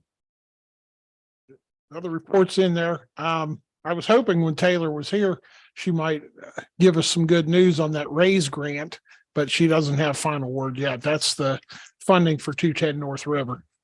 So I'm expecting that at any time. The contractor has already sent in all their required paperwork for permits and that kind of stuff to the state that they needed to do. And it's the same contractor that's going to do 451 West Second, and they're scheduling that. They want to get started on that next week. Questions? Do you have questions? No. This may go for Marty and Mike. The spring cleanup is later this month. Did we explore any further of getting a dumpster just to put the metal in? Like I had brought to the attention at the last meeting.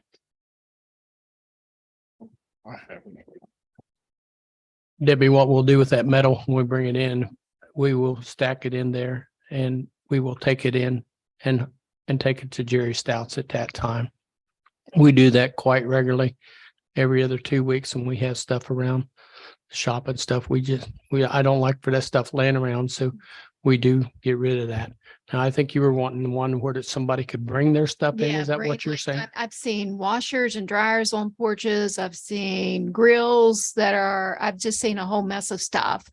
And I mean, if we have the means where they can bring it over and put it in there, because scrap is actually going up right now. So that Right. would benefit you guys more. I will speak with Mountain State Waste in the morning, see if we could possibly get something over there for that. And I mean, apologize, but that's the way that we try to handle that is if we get scrap in, we just take it out there at least every 2 weeks, what we try to do that. Yeah, but I'm saying this is also a way to maybe get rid of some blight of houses that people are occupied in. I've asked Marty, and I think we'll do it as far as trying to hit our warnings a little bit harder in the next couple of weeks and make note of the cleanup coming. And I think you drive around town, you see a lot of things that could just be put in garbage bags that we could take. And so I think that that's just a way of us getting the word out and hopefully letting people take advantage of these opportunities, to get that off the And to let ledger. them know that that option is available, Right. because prior that wouldn't be an option to Sure. put these Right. kind of materials Sure. out. Yep. Thank you. Yep. I have one more question for Marty. As far as the grants for 451 and 210, you said those were different grants? Yeah. And what was the difference in those two? For 451's coming from the DEP, that's right. federal money. The other is coming from, it's called a RAISE grant, RAISE. Uh-huh. And that's some state funding that actually Taylor was involved with. You told me this once, but I couldn't remember. That's fine. And we got our name back in the hat for both of them for this coming round too. And both of those are supposed to have, the DEP's doubling their amount. And, which doesn't necessarily mean we'll get twice as much, probably twice as many recipients. And then Raise is getting like another 5 million. They're getting about 500,000 more. They got 1 million this year, getting about 500,000 next year more. Is Region 7 helping with those grants at all? Are No. you utilizing that facility since we do pay into that? They haven't participated in any of that at all. It's been upon us to provide all the information to this point. I think we're doing fine at it. Okay, now I just Yeah. wondered because we pay Yeah. into it. I just And didn't. typically they take a cut if you utilize them for those kinds of services. So, Well, I just, well, why no, am I that was a paying good for that? question. It was, I just wanted to, If something happens, we don't get the grant for 210, we have a backup plan. I think it's on the $300,000 list too, right? 210? No, we had No. not sent that one to Okay. DEP yet, But but we I could. did go ahead and send it. Yeah, we could. I did go ahead and send it and get it cleared through SHPO and all the prerequisites that apply to the other grant as well. Yeah. We can still put it on our list. Yeah. We didn't hedge our bets perfectly there, but I think I've got my fingers crossed. I think the raise is going to come through for that project, but we'll make it happen. What was the bidded price on that one that we awarded? Just the demolition was 24.9, Yeah. but then we're gonna have, Almost covered out of our own auspices if necessary, but shouldn't be. Okay, any other questions? City attorney report? I think what's the week from today, the 10th, we're gonna start back up looking at the code again and trying to get that squared away sometime, hopefully before June. I think we can. It'll be close. Have we already Ready. have we already decided on April 10th as a meeting date? Not necessarily. I think the mayor and me and Judy kind of said, yeah, April 10th and 17th and 24th at 5 o'clock or so would be a good start. 10th, we've got sanitary board till roughly 6. Okay. And then neighborhood watch, like Debbie said, on the 24th at 6. I'm cooking for that. so. So that's out. Sounds like we're all going to neighborhood watch that. Yes. We get time. Like it. We can figure out a couple dates and times on some of these Mondays coming up. Nothing's been set in stone. City clerk? City manager? All right, I'll try to be quick. First, I think it was awesome. We honored Tina Norman and Alan Heath. Tina was my choir teacher back in the day. I did my love for theater was sparked by her elementary school Christmas plays. And then Alan, I was there. I think it's a senior, his first year, his first round as Lewis County band director, and he didn't get hired. And I thought that was a bad decision. So I'm glad to see he's back, and I think he's done great things. So I just appreciate you guys honoring those two personally. I provided the ARPA update. We put in our elevator grant for the city building. We've engaged with an architect to do some basic preliminary stuff. The estimate to come back to put in an elevator was almost $400,000. So we put in a grant for that amount, which was a 50-50 grant. I don't think there's any way that they're going to award us that money, but I said we put so much effort into it, we submitted it. So we'd have to come up with 50% of that, which is $200,000. I think that there's some things we can do in the building, hopefully to drop those costs a little bit, but we're going to continue to kind of plug away and see if we can get at least the elevator idea finalized from a planning standpoint. But if we get that grant, if we have the money, I guess we can do it. But if not, which is most likely, I think we can say no. Okay. Cultural center, we put in the same grant, I think, for that building as well. We're still working with the architect to kind of finalize our ADA approach there and try to get some facade funds spent there. And we've got roughly about $40,000 we're trying to get spent by June. We're going to have a municipal court meeting on Thursday with Judge Tarango, just to kind of iron out our processes a little bit and get a better understanding of. We've gone back and forth, and Brian's the prosecuting attorney for the municipal court on most days. Judy's the court clerk, and then Tarango is the judge. And so there's a lot of balancing there to make it an impartial court and all that good stuff. And I think my role in all this is to say, is our court functioning? And if it's not, we got to figure out what's going on. And so we haven't been as hefty as I think we need to be as far as moving cases through. So we're going to try to get that addressed and ironed out a little bit. And I think it largely comes to everybody being new and the process is not being quite sure and nobody wanting to step on other people's toes and all that good stuff. So, if the mayor's healthy and well, she's going to be included in that as well because she's certified as a municipal judge too. Ribbon cutting for our story walk. So Lewis County Blueprint got an award for 16 art signs. Those came in via what was it, UPS? Who was it? FedEx today, right? 650 pounds later, we've got 16 story walk signs sitting down at the street department. Thanks to those guys. So that ribbon cutting is going to be April 29th at 11:45 after the 5K, the Weston 5K run. I also put in a grant over the weekend through the Kubota organization, as in Kubota Tractors. They had like a revitalization grant opportunity for up to $100,000. I wrote it to do the skating rink downtown, so the purchase of skating rink, and talked about how that was revitalizing part of our downtown and things of that nature. If we happen to be one of 5 that they select from across the nation, we'll go to a public voting round, which would enable us for another $100,000 if we win that contest. So keep your fingers crossed we get selected, and then I think we've got a good shot to rally the public to get an extra $100,000 down there and use it towards those projects. So I'll speak a little bit about sanitary board. Everybody hears that generator humming at night, I hope. I know down in North River we hear it a little bit. So their pump station at the corner there is, our pump station, I'm going to say, is out. And as you all are probably well aware of at this point, I'm working with Brock to try to figure out a way forward for us to figure out what can we do. I think we'll probably engage some local engineers a little bit to talk through some options with them. But that's something I think is going to come back to you all for some consideration down the line here once we figure out what our project's going to look like. Working on some mapping parts of it right now to get a good idea of where our infrastructure is. And so once we get that fresh in our minds and down where we can talk about it, I'm going to bring you guys into that loop and talk to you about that project and what's probably going to be required of us. Okay. And so we'll try to keep that running. I mean, the clock's ticking on us in the D, so we've got to get things moving there. Joe and I have been, and mainly Joe, have been working on a AmeriCorps grant.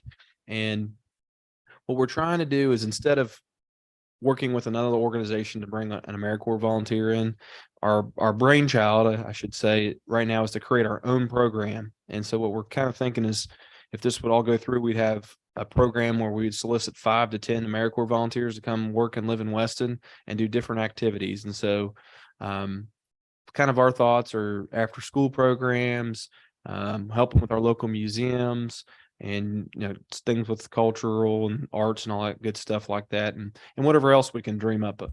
But the way the program works right now is that we can put in a grant, and we're going to attempt it in the next week, where we get a planning grant for a year, completely funded by AmeriCorps organization, to allow us to plan what the program would look like. No obligation, no responsibility for us, but we'd spend a year using those funds, whether it's hiring a person or contracting it out with those funds to see if we can develop that program.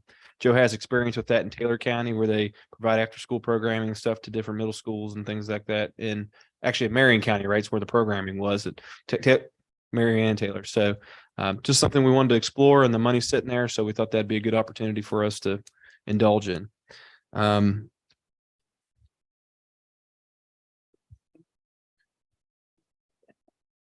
I don't remember, but I'll let you remind me. Data Max. I meet with the Central City Managers Association, or Central City Managers Association, tomorrow.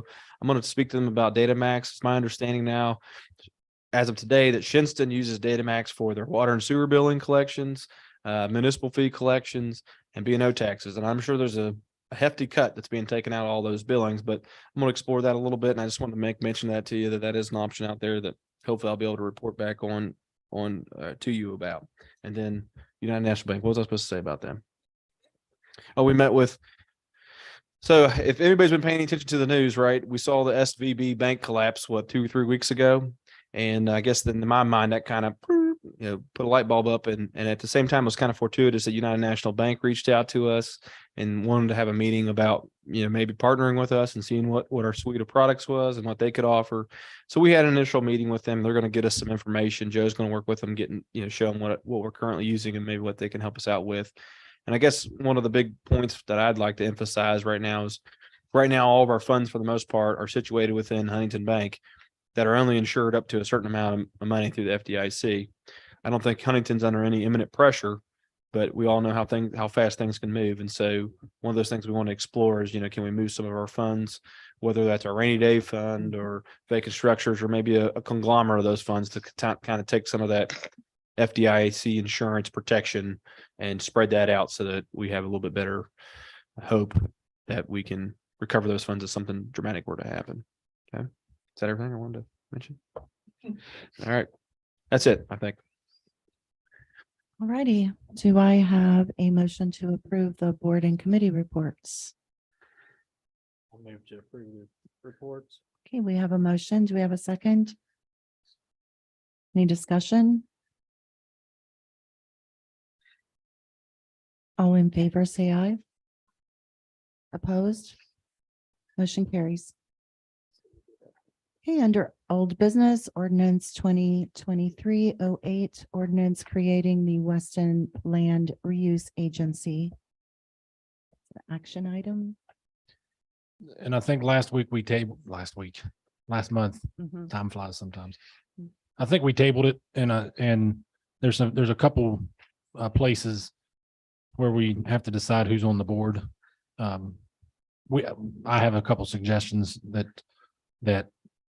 could be put in those spots if you all approve that.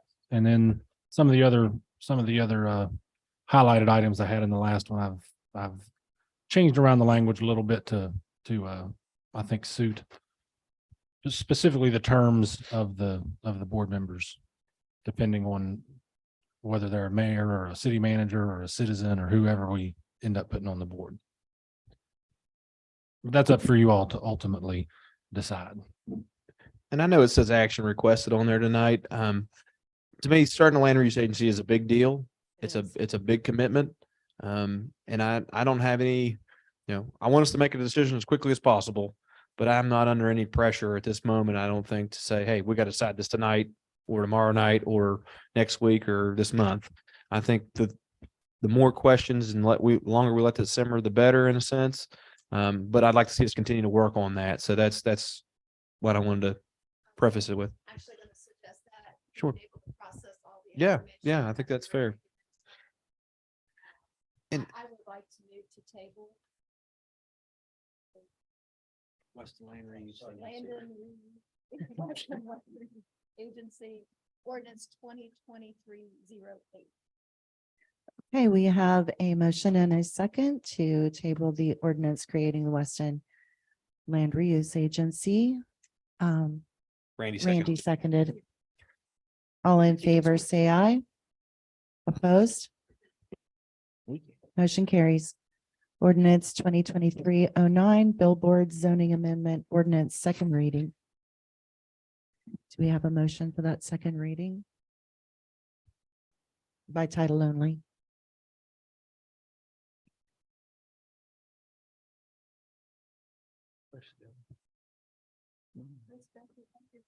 I think Herb needs to get out. I think you need to recuse again. I'm gonna remember that, Brian.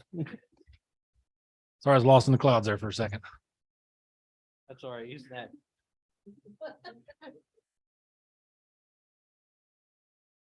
I would like to move to approve ordinance 2023-09, clarification of the proposed amendment to the city of Weston zoning ordinance related to billboards and coffee houses by title. Do we have a second?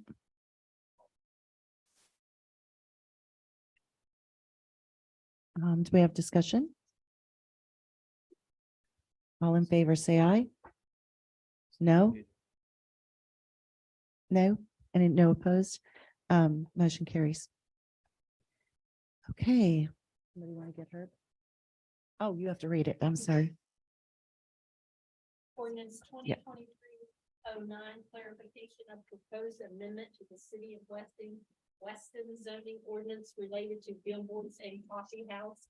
Second reading by title only. Do we have a motion to accept? I move to accept ordinance 2023-09 by title only. Clarification of the proposed amendments to the city of Weston zoning ordinance related to billboards and coffee houses. We have a second? Any discussion? All in favor, say aye. Opposed? Motion carries.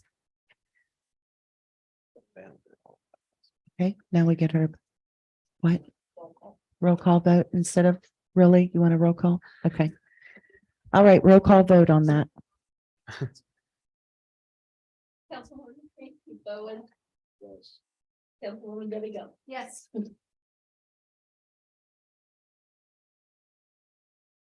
Motion carries. We ready to move on? Gotta get her back.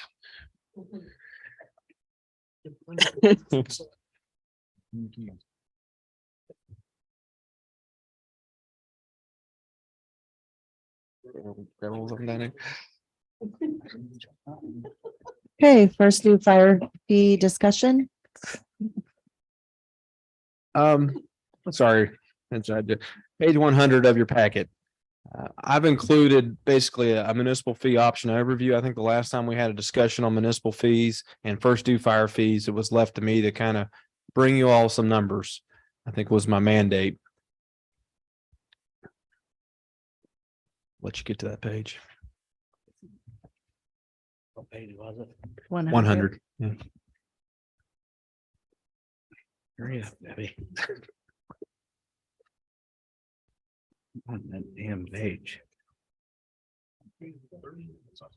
Here it is, Deb. I can't Wait, read it. All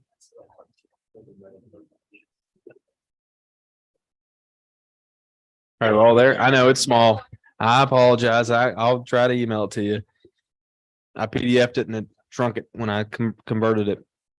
What you'll see in here is 4 options. Starting with a full service option at the top and going down to the status quo, which is not changing our rates at all.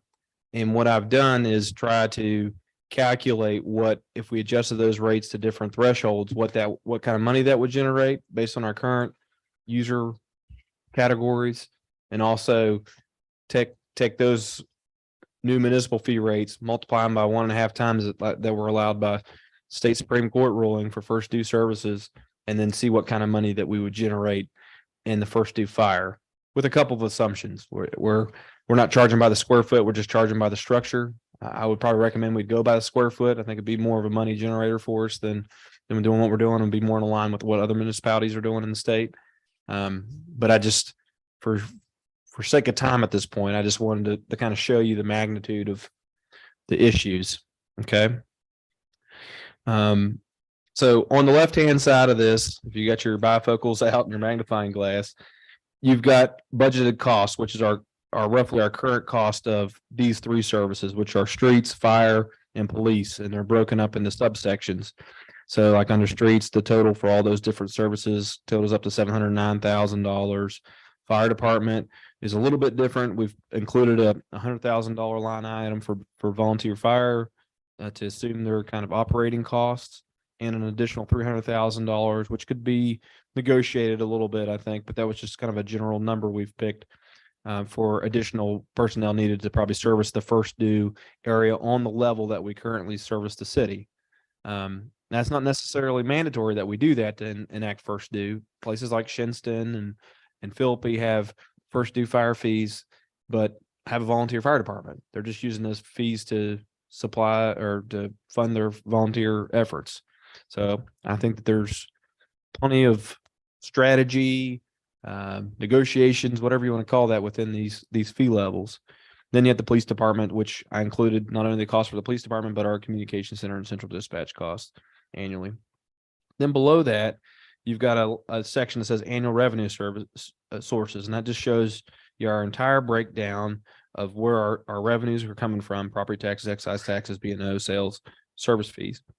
And on the right of that, there's 3 fees that I broke down that I've kind of targeted to say, how can we cover these costs, which is property taxes, B&O taxes, and municipal service fees. So that's just kind of the baseline information that you have. And then over on the right-hand side, like I said, on the bottom section, you've got a projected municipal fee rate. So if our municipal fees remain the same and we enact first due fire, we'd be looking at generating maybe $188,000 in addition a year if we were able to collect everything. Jumping up to that second from the bottom paragraph on the right, if we raised our rates for inflation, and so these aren't the latest inflation numbers, this was last year's inflation numbers, but just to go from our rate when enacted in 2009, $100 for a residential fee, you type that into the government's inflation calculator, which we all know doesn't take into account all the methods of inflation in our country, but we're looking at $125 to $140 to match $2009 in today's dollars, due to the loss of purchasing power through inflation. So if we just raised our rates that amount, we'd be looking at generating maybe an additional $300,000 with first due fire rates. And just to kind of compare that, I've broken that down into an annual rate per customer or servicee. So like first due residential would be looking at a rate around $82.43 per year. First due commercial will be around $200 per servicee per year in order to get that amount of funding. And in the city, our rates have bumped up from 100 to 125 to from 150 to 175, and then from commercial to $300 from 275. That's what we'd be looking at. Now, all this is negotiable. We can do different things here, but it just takes real money, guys, to run these services. And I hope that's what these numbers are showing you.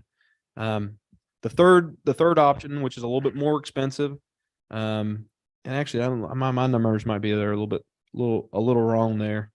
Looking at it, yeah, I think something didn't copy and paste right, but we'll be able to generate a little bit more on the first due side of things that 304 didn't update.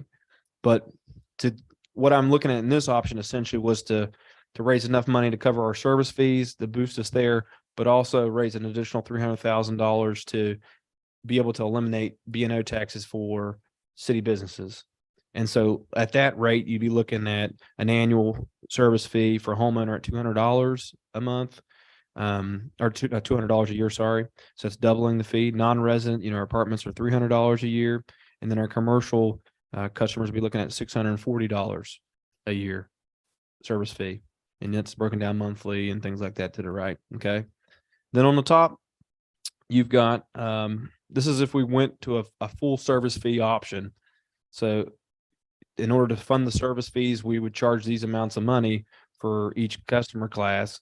And let me state also that I've used the existing ratios. And what I mean by that is, if our commercial customers are currently paying 20% of the entire municipal service fee revenue generated, I just continue that on. So those numbers can also be adjusted where we say, commercial customers are bearing too much, too little, vice versa. We could adjust that however you all would see fit and come up with some different numbers to make things balance. But and go back to the full service rate. These are looking at that monthly column. This is what you'd pay per month in order to have that service fee or that service provided, covering the entire cost through a service fee scheme, which in my mind is the best. This is Nate Stansbury's opinion, but is the best scheme because people pay the actual cost of the service. And my theory, I guess, what I would suggest if you were to say, well, how are you going to enact that, Nate? What do you recommend?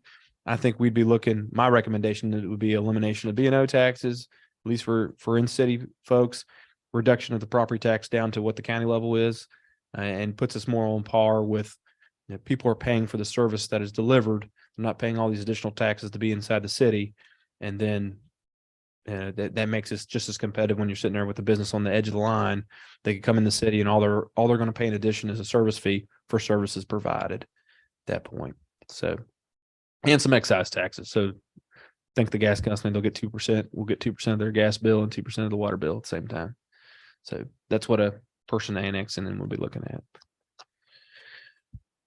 Like I said, I'm not looking for any decisions tonight or anything like that. It's not an action item, but I hope, we've talked through the budget season. that these things, we've got to stare this is our way of generating revenue. We've got to stare this in the face and come to some conclusions here about what we want to do as a city and how we're going to operate in the future. So can you email something to us that Yeah, we can? The bigger version for sure. Please. Yeah. And then we can email our questions to you. Yeah. For Yeah. And sake I of think time tonight. to me, it's an important enough issue where to sit down and have just a night dedicated to that would be productive. A work session. Yeah. Okay. And I think, when you talk to other municipalities, I'll just add this to kind of put a bow on my thoughts. Other municipalities are kind of in this scheme already to a degree. When you talk to Buchanan, they're getting all their services on one bill, their refuse, their water, their sewer, their fire fees. I think that's the direction, if we went to this scheme, we would look to, we've talked a little bit about this, merging our billing system where, on your sewer bill or on a city bill, at that point, you have all these fees broken down in a monthly allotment, whatever the fee ends up being. And that helps kind of smooth out the income levels. You're not collecting all your municipal fees at one time, gives people a chance to pay a little bit more as they go. But also, if they don't pay, it gives you a few more options where you can shut off people's water for lack of payment for a city bill and things of that nature. So that's another consideration that we're tossing around through this whole discussion and what would things look like and stuff of that nature. All right. The auditor actually a couple of years ago mentioned that he couldn't believe that we weren't already doing that. Yeah. Because he said then we wouldn't have all these people who didn't pay their municipal fees. Okay. You're already paying for that stamp once. We could cut out Susie's stamp budget, that kind of stuff. More efficiencies. I'd hope. Yeah. Takes more than that to make something. Okay. All right. Any other questions on that? I'm sorry, that's kind of a whirlwind. Get your purse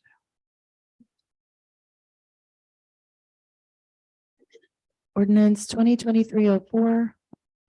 Ordinance for the city of Weston purchasing card policies and the city of Weston financial procedures and policy. Action requested.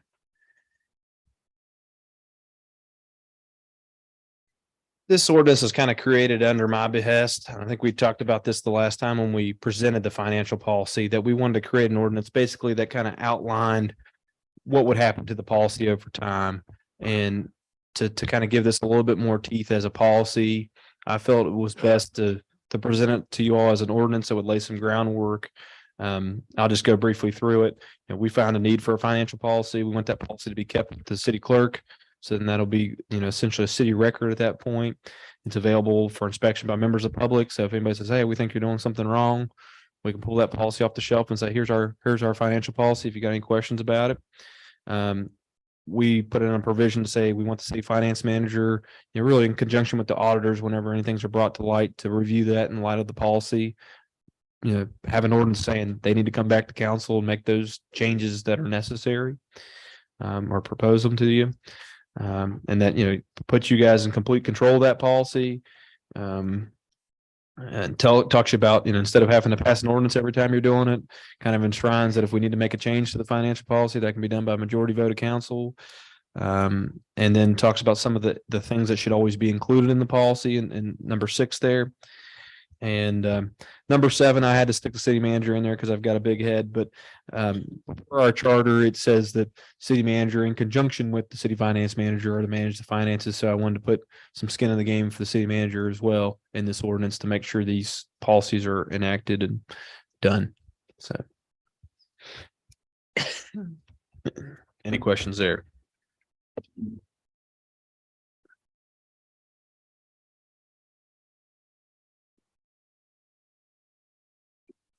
And I think in your packet or the ordinance references, or is it, it references the quote unquote, the financial policy. And I think there was a few pages attached that I think is the policy that's currently being used or is going to be attached to this ordinance or is going to be used. Adopted by this Yeah. policy. Yeah.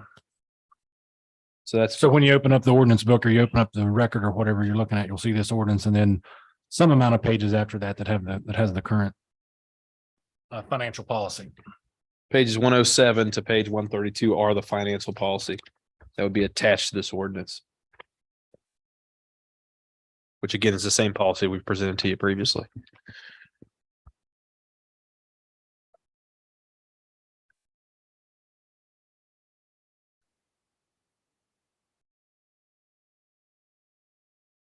Are we ready to move on this?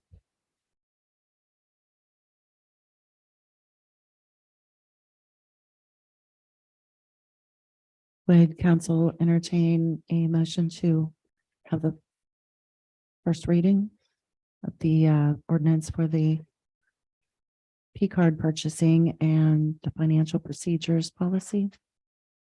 I had one quick question. Nate, sure. So you guys, I'm sure discussed this and it's recommendation of the finance director as well and We've- with Joe and yeah. I think we've all put our heads together on it and reviewed it, and this is a policy that's probably going to change and probably going to change in the near future. But I think we've just when you're kind of working through anything, you've got to have some kind of framework that you're debating, that you're using to see Sure. what is good or bad.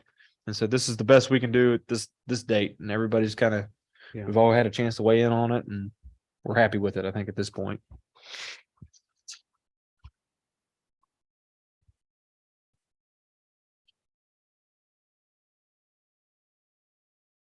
All right. I'll move, In finance. is this that first reading? Yes, Okay. by title only. I'll move to have the first reading. Ordinance 2023-04 ordinance for the city of Weston. Purchasing card policy in the city of Weston financial procedures and policy. By title only. Okay, it's been moved. Do we have a second? It's been moved and seconded. Any discussion? Voting by roll call? Councilwoman Bell, Councilwoman Debbie Gephardt, Councilwoman Curtis. Yes. Motion carries.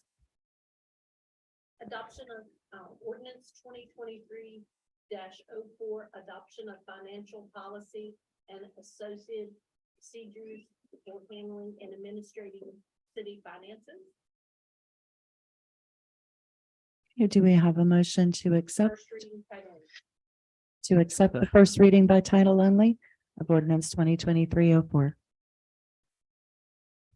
I will move to accept the first reading. Ordinance 2023-04 ordinance for the city of Weston purchasing card policies and the city of Weston financial procedures and policy. Okay, it's been moved. We have a second. And it's been moved and seconded. Any discussion? Voting by roll call?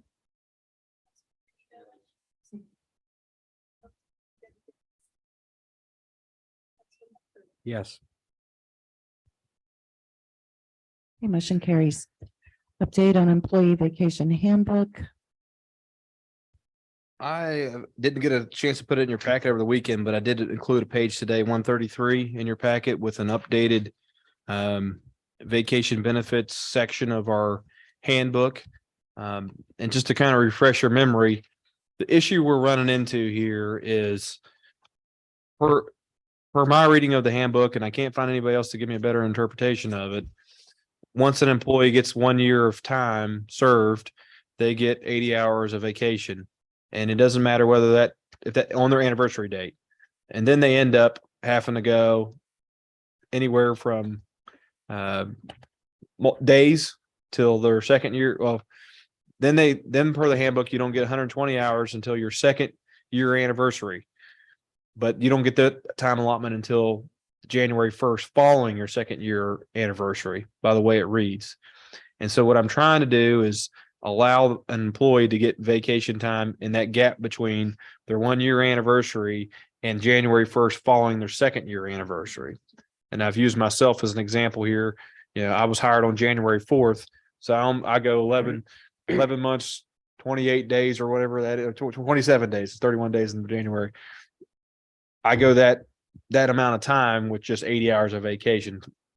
And then you've got other employees who are hired in December and they don't have enough time to use their vacation by the way the policy reads if you have to use all your time by the end of the calendar year. So I've added some language here, not asking you to approve it tonight, but I think kind of clears all that stuff up and makes it more clear on the deadlines. And the biggest change really is that after that first year anniversary, on the following January 1st, you're going to be prorated for vacation time served or for months completed. So like in my case, Yeah, I get my vacation, my 80 hours on January 4th. I work that entire year on the next January 1st. I'd be prorated 80 hours or whatever. I did 6.5 or 10, whatever you guys decide to do, but probably 6.5.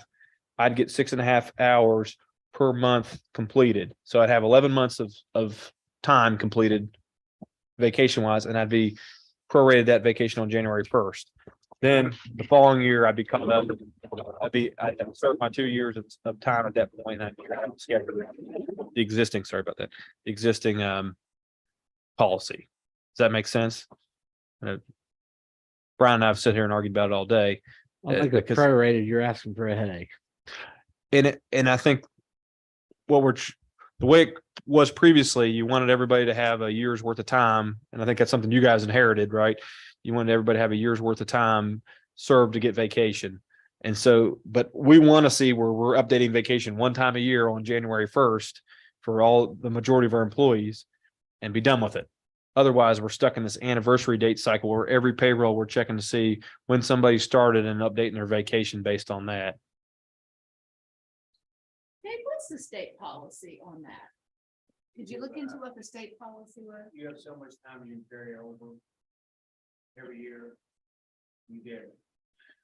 Your years of service, you get it. Starting out, you get 10 hours for 3 years a month. After 3 years, you go to 12.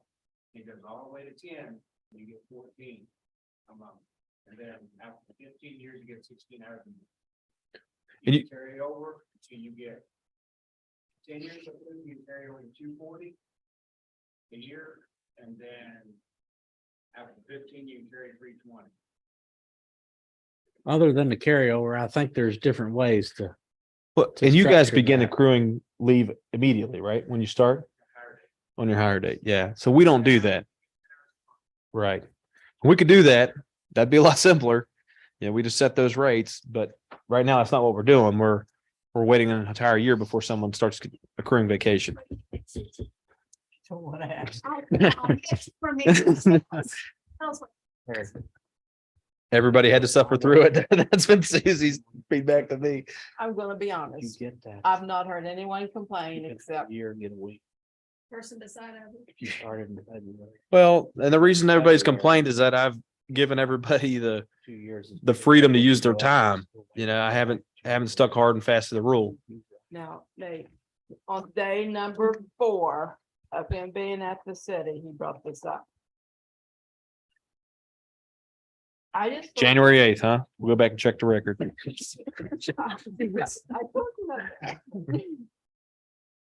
I checked, I thought it was normal practice waiting for January the next year. Mhm. As far as for your anniversary date and the new vacation, if you went from 1 year to 2 or 1 week to 2 weeks, but that's not so. That's not how we do it.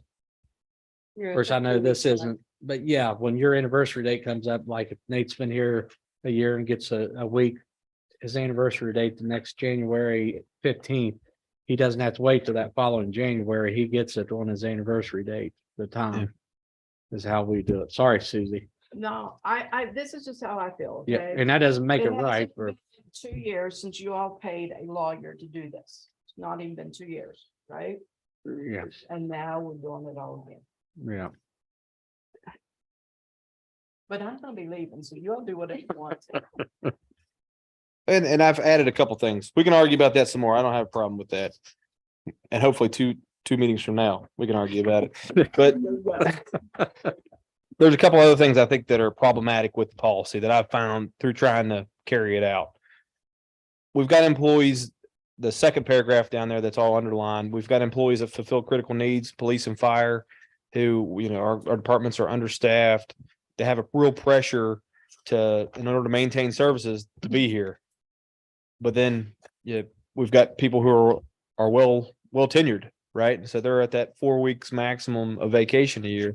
So you take a 5-person fire department at 4 weeks vacation, that's 20 weeks that we've got to fill slots for. Now that's not everybody, because we got some young guys in there, but those are the kind of things you run into where you can have some real deficits of coverage if we don't have a different scheme. And so, or an ability, I guess, to weigh the ability to work with the employees if they're willing to come in and fill the schedule. do they have to forfeit their vacation or do we pay them out for that? So I wrote a little paragraph in there to give you guys some leeway in approving, you know, when we have critical need areas with employee shortages, can we work with employees? That's something for you to consider.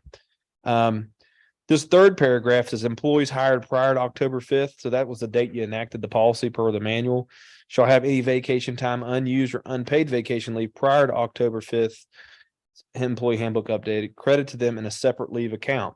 So what I'm doing there is that when you guys created that policy, when council, I should say you guys, council approved that policy, you had a previous system that was being operated, no matter what the written language was, per other lawyers.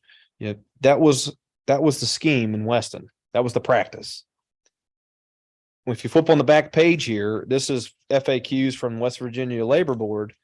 It says, does an employer have the option of changing their fringe benefit policy? Yes, since state law does not require employers to provide their employees with fringe benefits, they have the right to change or even discontinue their existing policies by providing written notice to the affected employees at least one pay period in advance of when the change will occur. So you have every right to change the policy.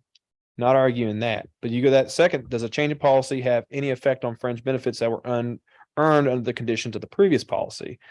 Although an employer may change a written policy at any time by providing employees with an advance pay period's notice, the employees must be allowed to exhaust any benefits that were already earned or accrued under the previous policy. And we ran into that with several employees that had a big bank of vacation time. That was the past practice. And we can't, by my interpretation of the law, we can't just say that doesn't exist anymore.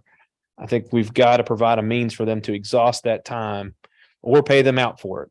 And so my recommendation is to sit here and allow them to use that as an additional vacation bank that they can't accrue anymore or anything of that nature, but that will be set there aside for them to use because that was the past practice.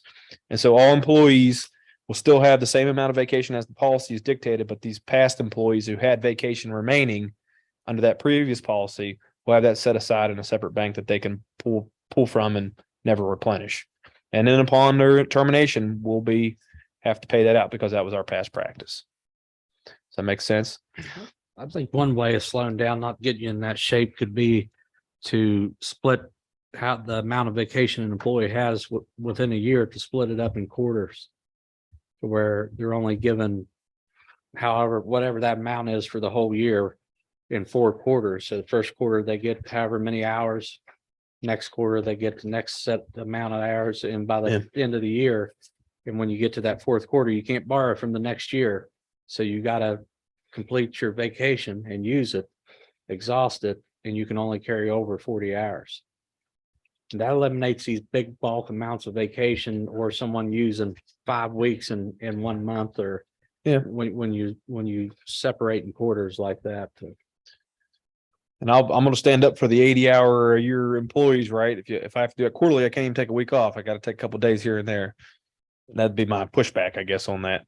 If you had how much now? Right, for the first year, you got to get 80 hours. Yeah. So if you made me take that quarterly, I wouldn't have enough time for even take a week off in my first year. So you could do 40 hours a quarter, at least 1 week. That's how ours is set up. So you get that 40 hours the first quarter, and then you could use it. 80 divided by 4 is 20. It's half a week. Yeah. Yeah. But if people that start accruing more vacation, theirs will be split up into quarters like that. Yep. I think the ones that got the most vacation is probably the fire department. Me and Keith still carried over because whenever that new rule was enacted, I mean, we had 300-400 hours and saved up over the years, and it's just hard to use that over there. Yeah. We take 24 hours at a time, but it's still rough to have enough time for everybody to take off. Take off. And Yeah. I'm still, I don't know how many hours I've even got left. It's still over 300. Yeah. Jimmy does his darndest to go to Myrtle Beach as many times as he can. So, but it's tough. Yeah, he does. Yeah. Yeah. Even talking about that, we want to turn the city over 100% volunteer. Yeah. So we can burn our vacation. Sure. Me, that's not a good practice. We're paid to be there, we should be there. Yeah. And I try to cover them guys when I can, so it makes it rough for me to take time off. At this stage, you start in June, you get 10 hours a month to go to something. That's what you get. If you go around next year, it starts over. So, yeah, like me, I could carry 320 over. If I get to December and I have not used down to 320, I lose that money. There's no care. Most time if I have it, you can donate it to like employees or sick leave and stuff you've done that. You don't carry it over. You don't get paid for it, you don't carry it over. You lose. Yeah. But that wasn't ruled until that they had no effect. We already had like Right. They had one, but he did, and that's what it is. You go 3 years. And your time starts, it doesn't matter if you come around in January, still only got from June until then. So it just keeps going, it keeps adding up by month. So you get the ability to bank 320 hours. You can carry that over because of your tenure. That's my thing. Okay. But right now I'm 320, if I go all the way to December, I have what, 500? Sure. Something like that. You got to take some vacation or you're going to So if I lose. don't use it. Fine. 511 is gone. Yeah. Do you guys, Break down to when you separate employment, do you get paid for any of that vacation or? I get paid as long as I use it, but if I don't use it, I lose. So you won't get paid for that 320 if you have that in the bank when you quit. When I retire, I'll get 511, but that's my plan. I'm gonna carry it all, I'm gonna carry 511 until December, and then I'm gonna retire, and then I'll add that to my year's service. Okay. Yeah. A bit different. That's like work, 30 to 40 hours, but that's only a day, only 2 days for us to take off. Yeah. 24 hours at a time. That's us 48 hours have to take off. And that's another question I have about this policy. On that first paragraph, it says, after 5 years of continuous service with the city, full-time employees shall earn 160 hours of vacation per year, which is the maximum, and will be credited on January 1st. Okay. But then down here, it says we can carry over 40 hours of vacation. So is 160 the maximum you're allowed to have in your bank? Or because you get credit on January 1st for 160. If you have 40 left over, can you bring 40 over and have 200 hours then? Or is 160 the maximum amount that we have? What was our intention there? You carry 40 over. So you can have 200 Sorry. maximum. Yeah. That's fine. I want to write a line on that to clarify that policy too, just so For the next year, but you still have to use all that. Right, again. right. You can only be able to carry over 40 40, hours. yeah, and I think that's understood. So, We Okay, need to table this because it's take action. yeah, I wanted some direction from you all. I mean, is there any other comments on it? I'll read it up one more time for you and you want us to send our suggestions to you? I'd If take them right now anybody- if you want. If anyone has Any suggestions. further ones? Sure. Only carry over 8 hours. Slave drivers. Okay. So do we have a motion to table? Do we have a second? It's been moved and seconded. Any discussion? I know. Okay. Voting by roll call? No? Okay. All in favor, say aye. Opposed? Motion carries. Okay, awarding of bid of mowing cemeteries. I have that in here, but I just see, maybe I'm not looking at the correct thing. Mowing of city properties, I only see that.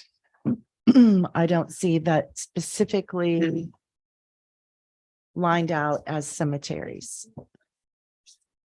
135, 136, Where is that? 137.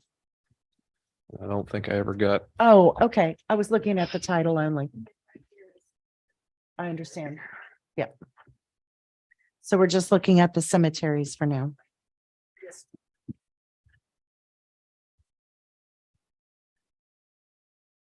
I also had a question, because I didn't see the ad in the paper. How frequently are these cemeteries to be mowed for this price? In our bid specifications, we said 2 weeks minimum is when they're supposed to be mowed, unless the conditions allow it to not be that, like, we get a dry August or something like that, we'll try to save ourselves a cycle. And I had another quote that came to me via electronic means today.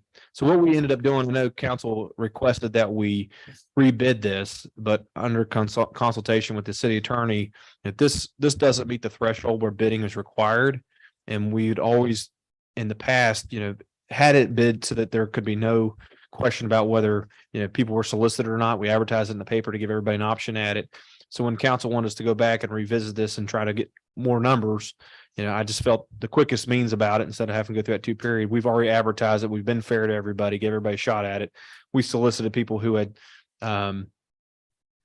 presented quotes to us before, for mowing, and you've got those included in your packet.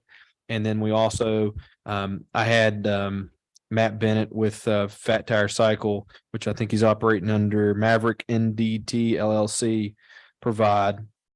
He reached out via Facebook to our city page and said, "Hey, is the mowing contract?" And I said, "Well, this is what's open right now is a cemetery." So he also provided some numbers here that I'll share with you tonight as well. And his numbers came out to be, for Macpilia, he had $550, and for Arnold Cemetery, he had $320. I'm reading that correct. Yeah, because his total is 870. And that's per time. He has a full copy of the bid packet, and I haven't spoke to him about the parameters, but we gave him the full copy of everything. Right. Yeah. Well, they're all per time mode. Right. I Okay. usually like to try to speak with the contractor to make sure they're clear on what Right. our parameters say before we award it. And I haven't had that opportunity with him. But that's what he put down. Are you ready to make your decision? Is council ready to entertain a vote? No? Okay, What was Arnold on the matter? here it is. 320. Did you understand? That's Matt Bennett, who operates Fat Tire Cycle, and Maverick NDT LLC. Like I said, I haven't checked his insurance, his business license, or anything like that. That's was reached out to. And it's LLC. I'm He sure has he's a operating. city business license for that business. I don't know if he does for that one yet or not, honestly. Yeah. Yeah. Would have to make sure he gets that for Maverick or has it. When did that come in and when was the deadline? Well, since we solicited quotes, there wasn't a deadline. Okay, So we just solicited quotes, and I got that today at 4:25 PM. It looks like we'd given it to him over the weekend to get back to us today. I'd say that'd be Yeah. the pick. I'll send it to everybody. I just see Huh? if I can forward that to everybody. Get there, she said.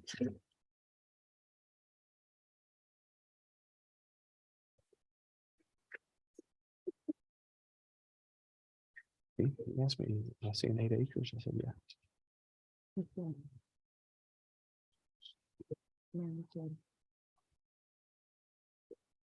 Or he won't last long. That's what I think. You might as well vote somebody else. you guys ready? Okay, are we ready is council ready to entertain a motion on the awarding of the bid for mowing cemeteries?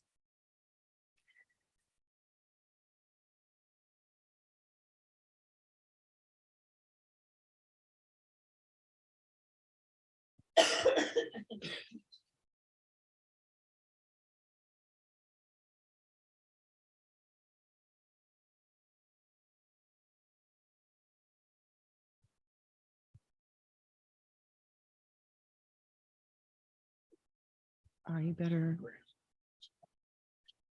Yeah.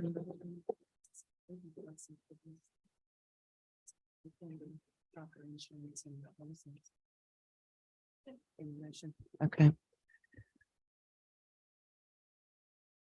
I move to accept Maverick LLC at a total cost of cemeteries of $870. Pending. I just pending Pending that's what- proper business business license and license. confirmation of scope confirmation of insurance. and ability to perform. So we really need to get him mowed as soon as possible. So I want to make sure he can Yeah. do that before we commit too far. okay. Okay, we have a motion on the table. Do we have a second? Second. Okay.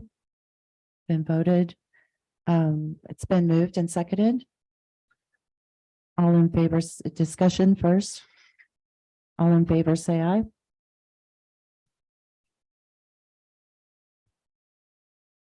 Opposed?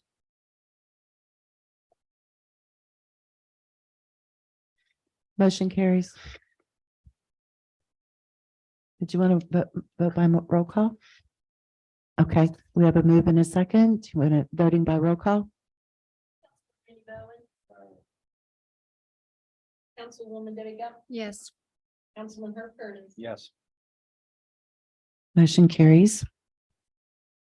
Auction of city equipment.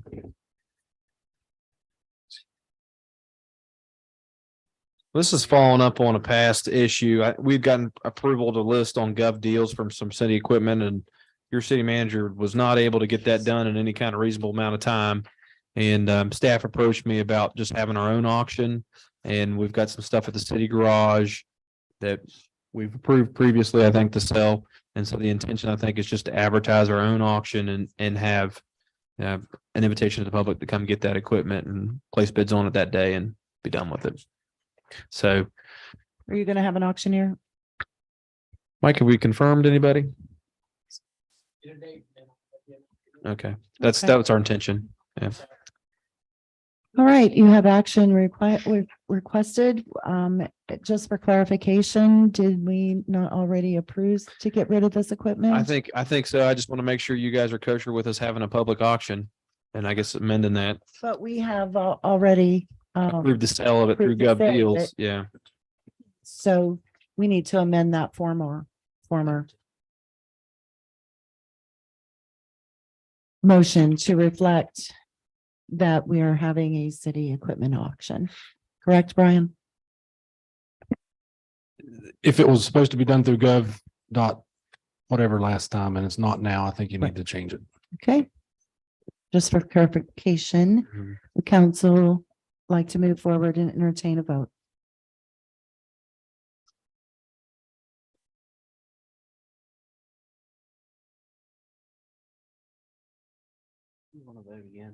For clarification, in a previous meeting, council approved the auction of this particular equipment through an online auction forum called gov.deals. What they are proposing is to, rather than put those online, to have an equipment auction, to hold a live auction at the city street department, I assume. So once again, council had approved that particular pieces of equipment.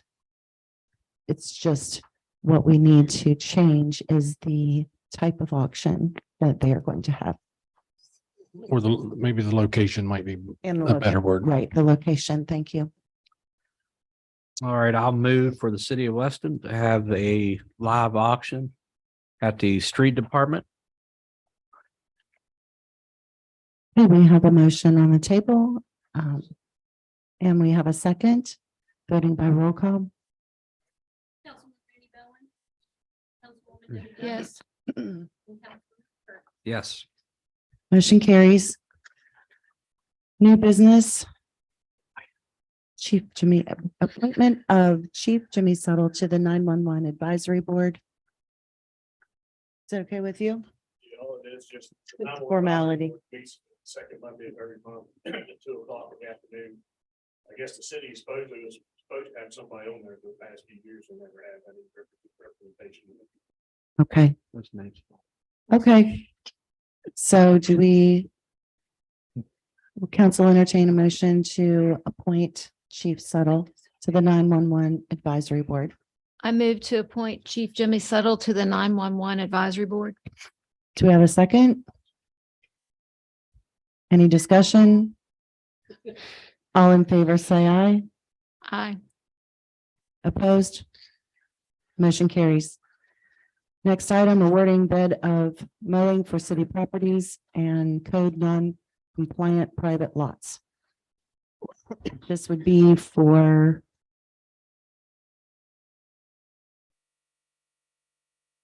North River Route 19 lot, Riverfront Park, Riverbank, Lively Park, Willow Street Park, Pole Creek Park. Just for clarification, I think I've lost. frequency of this mowing, Again, it's specified as every 2 weeks or less if the ability to. And we've worked in the past, during the heavy seasons to allow the contractor to mow a little bit more frequently. But like I said, we're trying to be cost conscious as best we can. And I Gary- understand. In the past, we've had a lot of complaints about our parks not being mowed Yeah. weekly in the spring in particular. So that's what we were trying to avoid. These Understood. contractors realize that they need to do that weekly. We can add that. We can negotiate that with them. My recommendation is to split the award of the bid. Robinson Lawn Care was the low bidder on Route 19, North 19 lot. Lively Park, Willow Street, and the private lots with the code enforcement. So my recommendation is award 19 Lively and Willow and the private lots to Robinson Lawn Care. And then award Riverfront Park and Riverbank, Pole Creek Park to Epps Property Maintenance.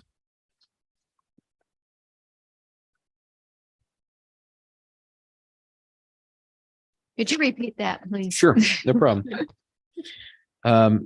Robinson Lawn Care, North, they'd be Route 19 North. I don't know why I'm having trouble. Right, Route 19 North lot, Lively Park, Willow Street Park, and the private lots through the code enforcement. Okay, and then actions. the other ones would be Epps. Yep, Poke they'd be Creek, River- Riverbank, Riverfront, and Yep. Poke Creek. Correct. Say it real fast. Riverfront and Riverbank is at. Yes, and Poke Creek Park. And Lively Willow and North. And private lots of Robinson. You better put The price. And just to provide some clarity, sometimes, a mower goes down or we've got so many code compliant lots that we can't, the contractor can't get to them all. We use these prices. We go to the next bidder or whoever's available and use them as well. So we don't renegotiate those lots at this point in time. We just use that. Okay. I would like to move to award the following properties to be mowed by code non-compliant private lots and city properties. Route 19 North Lot, Lively Park, Willow Street Park, and private lots to Robinson Lawn Care. And the Riverfront Park and Riverbank and Poke Creek Park to Epps. Lawn Property Maintenance LLC. Okay, we have a motion on the table. Do we have a second? Second. We have a motion and a second. Any discussion? Voting by roll call? Yes.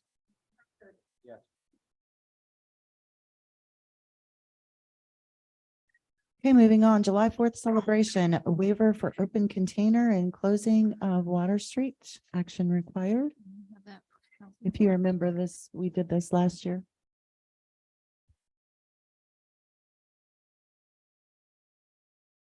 I move to accept the application for the Independence Celebration open container waiver and closing of Water Street. Do we have a second? Any discussion? I did read that backwards. All in favor? Say aye. Aye. Any opposed? Motion carries.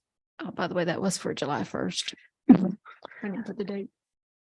Awarding of bid for REAP demolition for 232 High Street, 254 High Street, 256 High Street, 208 Bennett Avenue, 347 East First Street, and 255 South Main.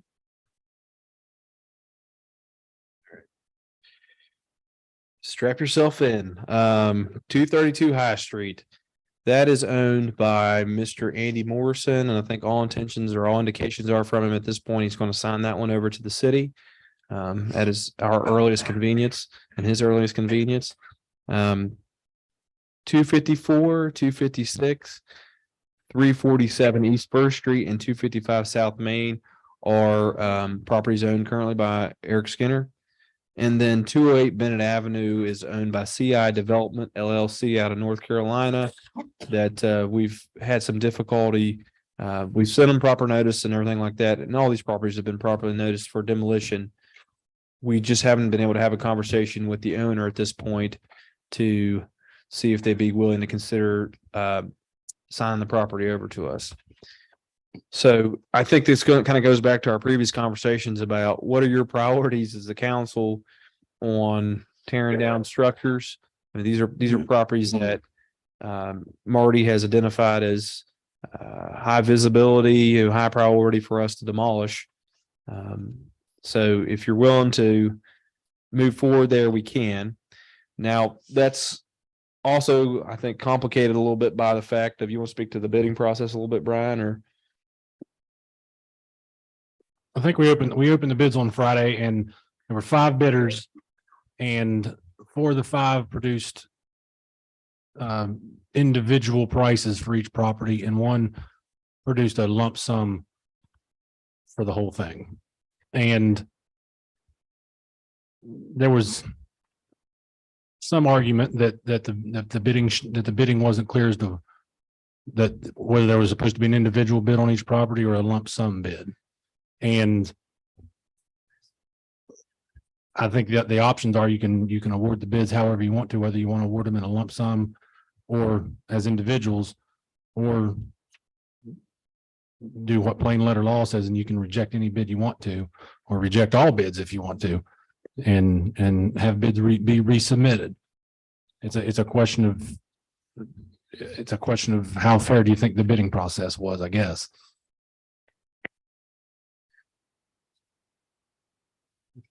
It's getting late tonight. I don't think we're under any pressure to do this. My recommendation is let's table this to our next codification meeting and have a more in-depth discussion about what our options are.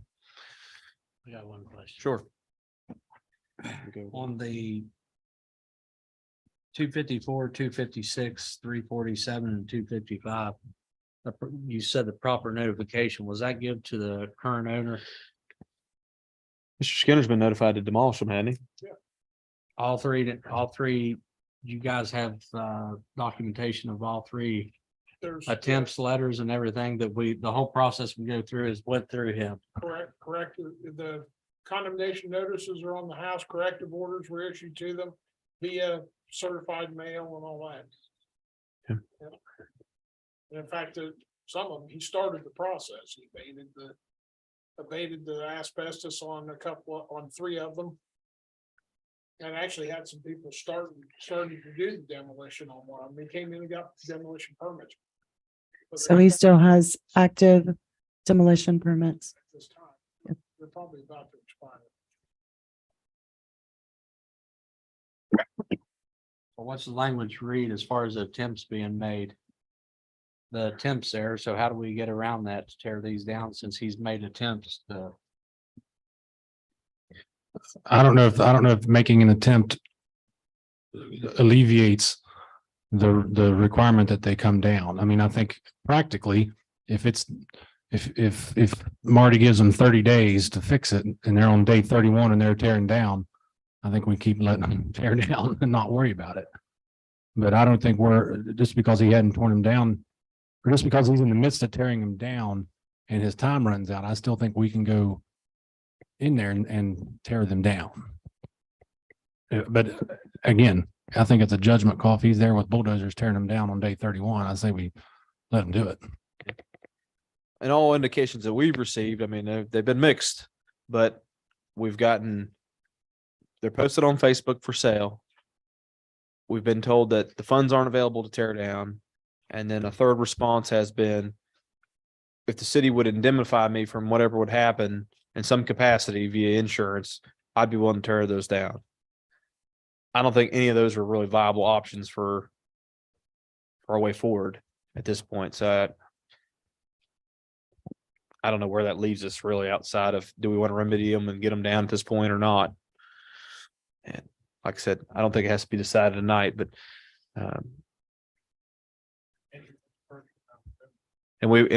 Marty does want to add that we did approach him about donating them, and I don't think we got a clear answer, did we? It was something to the effect that we would who'd be interested in bidding the properties. And I think that we responded back with, kind of tough thing to do to bid on your own property. So I think in order for you to even have a chance to do that kind of work, you'd have to donate the properties, which neither two of those things have occurred.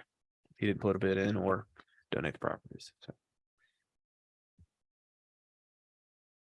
I'm feeling we did this one. Somehow. Yeah. Yes. What is the pleasure of council? Can I just add, I mean, I we've talked about this numerous times and I'm not trying to beat a dead horse at the council, but I think we're just in search of some kind of policy direction from you all to say, this is what we're willing to do. And this is how we should do it. And I think I'm not asking to not have more conversations about it, but I think that I hope this quagmire, for lack of a better word, illustrates that we need some kind of direction here on how we can approach these in the future.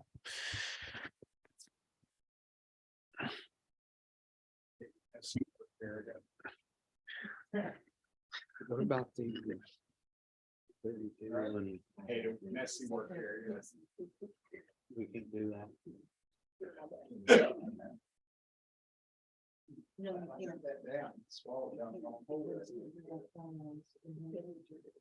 I've seen that. I figured it's all black. I just. Yes. Mhm. Well, Council?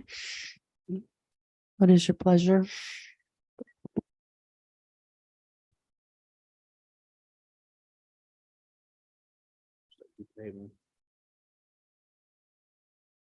Okay, we have a motion from Councilman Curtis to table the item.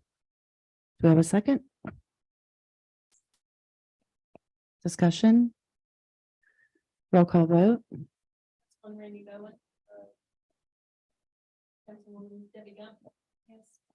Councilman Herb Curtis. yes. Motion carries. Next item. City of Weston 5K run.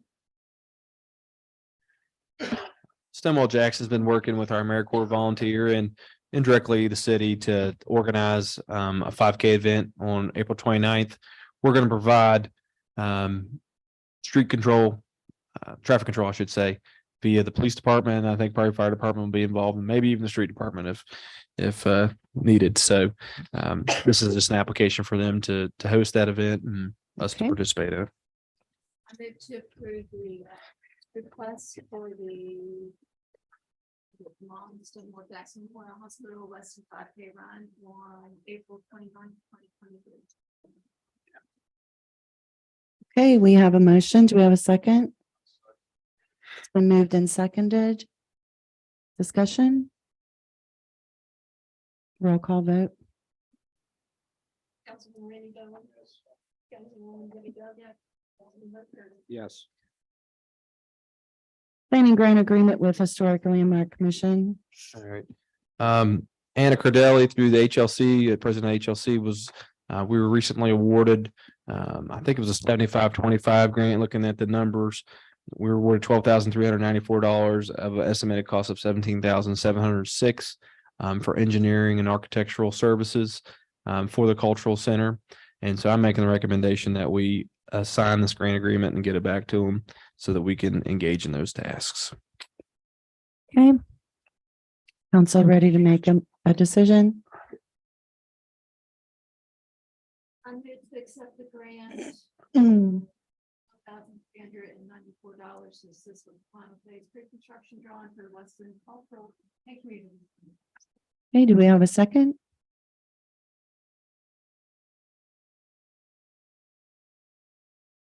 We have a motion on the table. Do we have a second?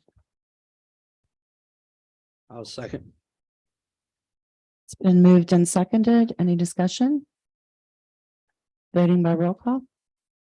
Councilwoman Randy Bowen. Debbie Gump. Herb Curtis. Yes. Okay, next item, motion carried. Grant agreement for Riverfront Park. Excuse me. Was that in our packet? I think, Maybe not the first one, maybe the second one.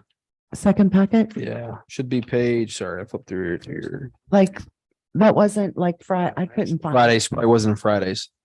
157. I was actually going to lean on the mayor. She's attended the webinars on this. So if you guys want to table that to another meeting, I'm fine with that as well.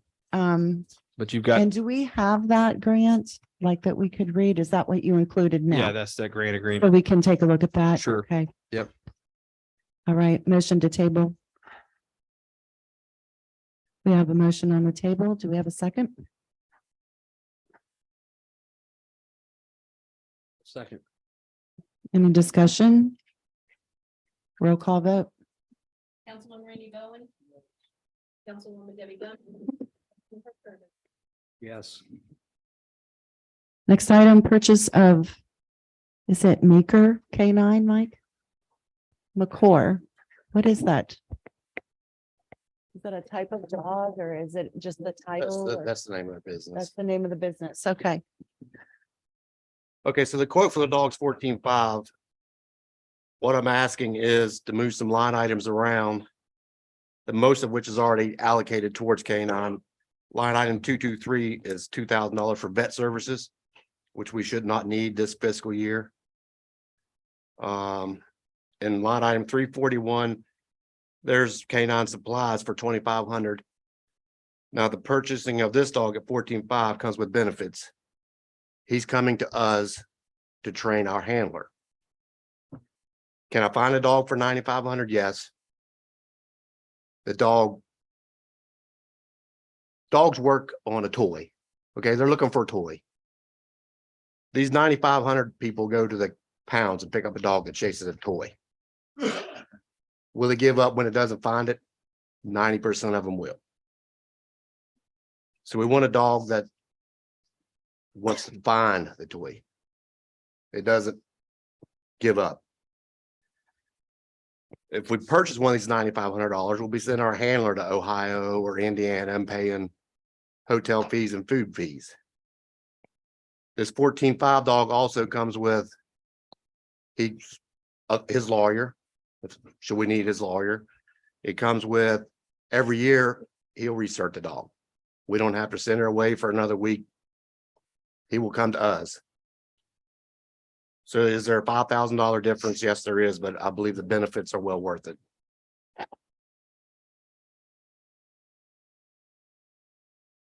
Does this dog have a specialty?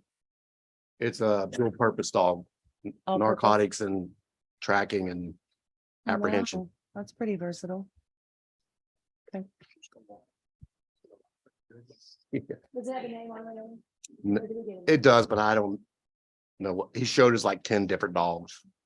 Um, That's the other thing. Some of these places like I called Pine Grove in Ohio, they don't keep them. When I call and say I'm wanting a dog, they'll go look for one. Oh, okay. Okay.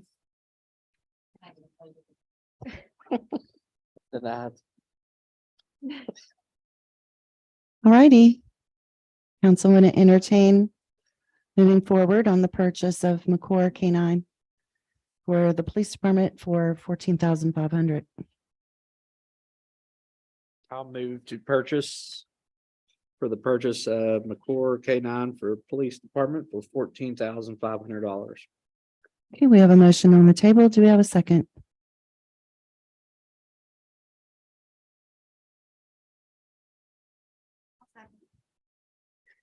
Okay, it's been moved and seconded. Any discussion? Roll call vote, please.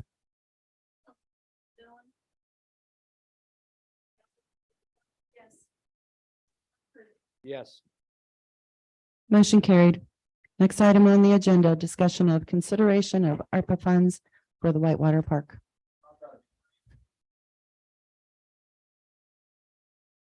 As part of this riverfront park, we've had numerous conversations with different parties.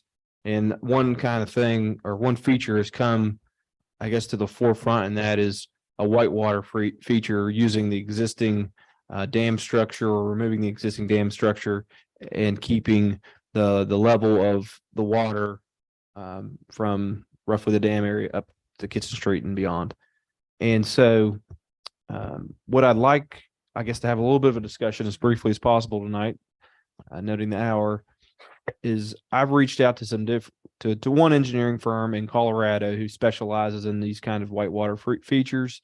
And for, I'm going to say approximately $20,000, they'll come out here and do a study of our entire river and provide conceptual drawings for that feature.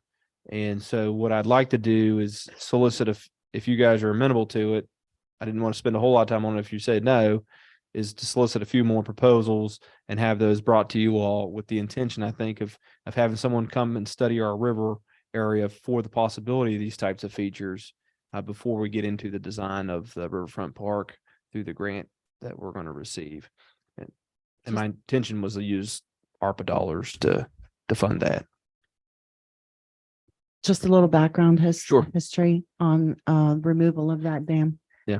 Before you came on board, that came up. It was kind of a hot topic, I remember. It was a very hot Yeah. topic. I spent about a month researching Mhm. that topic. And the city adopted a resolution not to remove the dam. And there were economic reasons cited.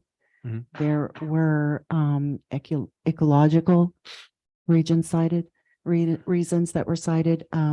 Tourism, there's a lot of fishing that goes on there, and Yeah. people from out of state, actually, I didn't know this until I did my research. A lot of people from out of state actually come to fish in those waters. And I also did some research on some Harrison County dams and dam removals. Yeah. And there is one instance that where the dam was removed in Harrison County. It was a very similar situation as what we had in the Narrows, and they lost a road, complete road, Mhm. which would be the Narrows and the hillside above. And there are some lawsuits going on still Yeah. to this day. So just to give you some background history on that. And I think our intention, I mean, we've been very clear in our conversations with these, is that we don't want to drop the water level from the dam reach up. So that's not our intention. It's the drain. We just want to modify that structure to allow, right now it's what's termed a low head dam, right? Where if a kayaker goes over it, they get caught in that low head motion and they can drown and all this other things. They're very dangerous. Across the nation, there's a movement to get rid of them. And so our thought process is that we provide a series of step down pools that would then make that dam structure navigable. You come over the dam and the water level would be a foot and a half, a foot lower, probably at most. Step down and you'd work your way down the reach, or we'd modify that dam and make it, half the size it is now and build another check dam a little bit further upstream to allow us to step it down in a different reach of the space. So that's what these people do, this stuff all over the country. Colorado is a real big place for it. I've got a couple of links I'll share with you all. Take a look at it. But I just wanted to broach that subject with you. And if you guys are okay with it, like I said, I'll reach out to a few other people and kind of get some proposals for us to look at if there's interest there. Council?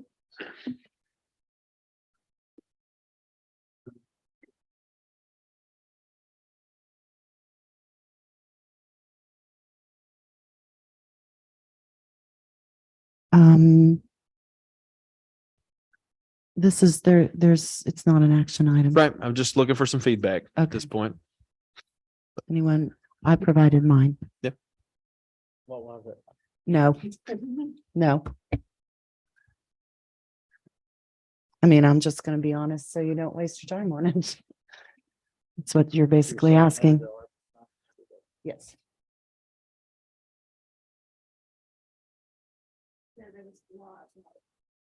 Yep.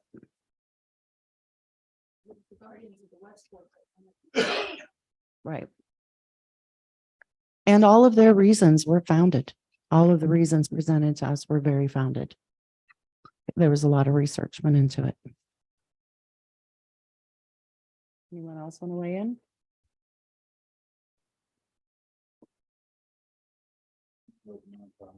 You yield your time. Are you satisfied with that, Nate? Do we move on to council reports? I've heard one answer, but that's fine. this point. Okay. Reports of council. I'll waive my time. Randy said he waived his time. Do you seriously waive your time? Okay. I did ask. It's very late in the clock hour. Good job, Max. So I just want to remind people about the cleanup. We're talking about getting rid of these dilapidated structures, but we also have to have people maintaining the properties that they do have. So we urge everybody to participate in the cleanup, and I hope everybody has a happy Easter, and I yield the rest of my time to Councilman Curtis.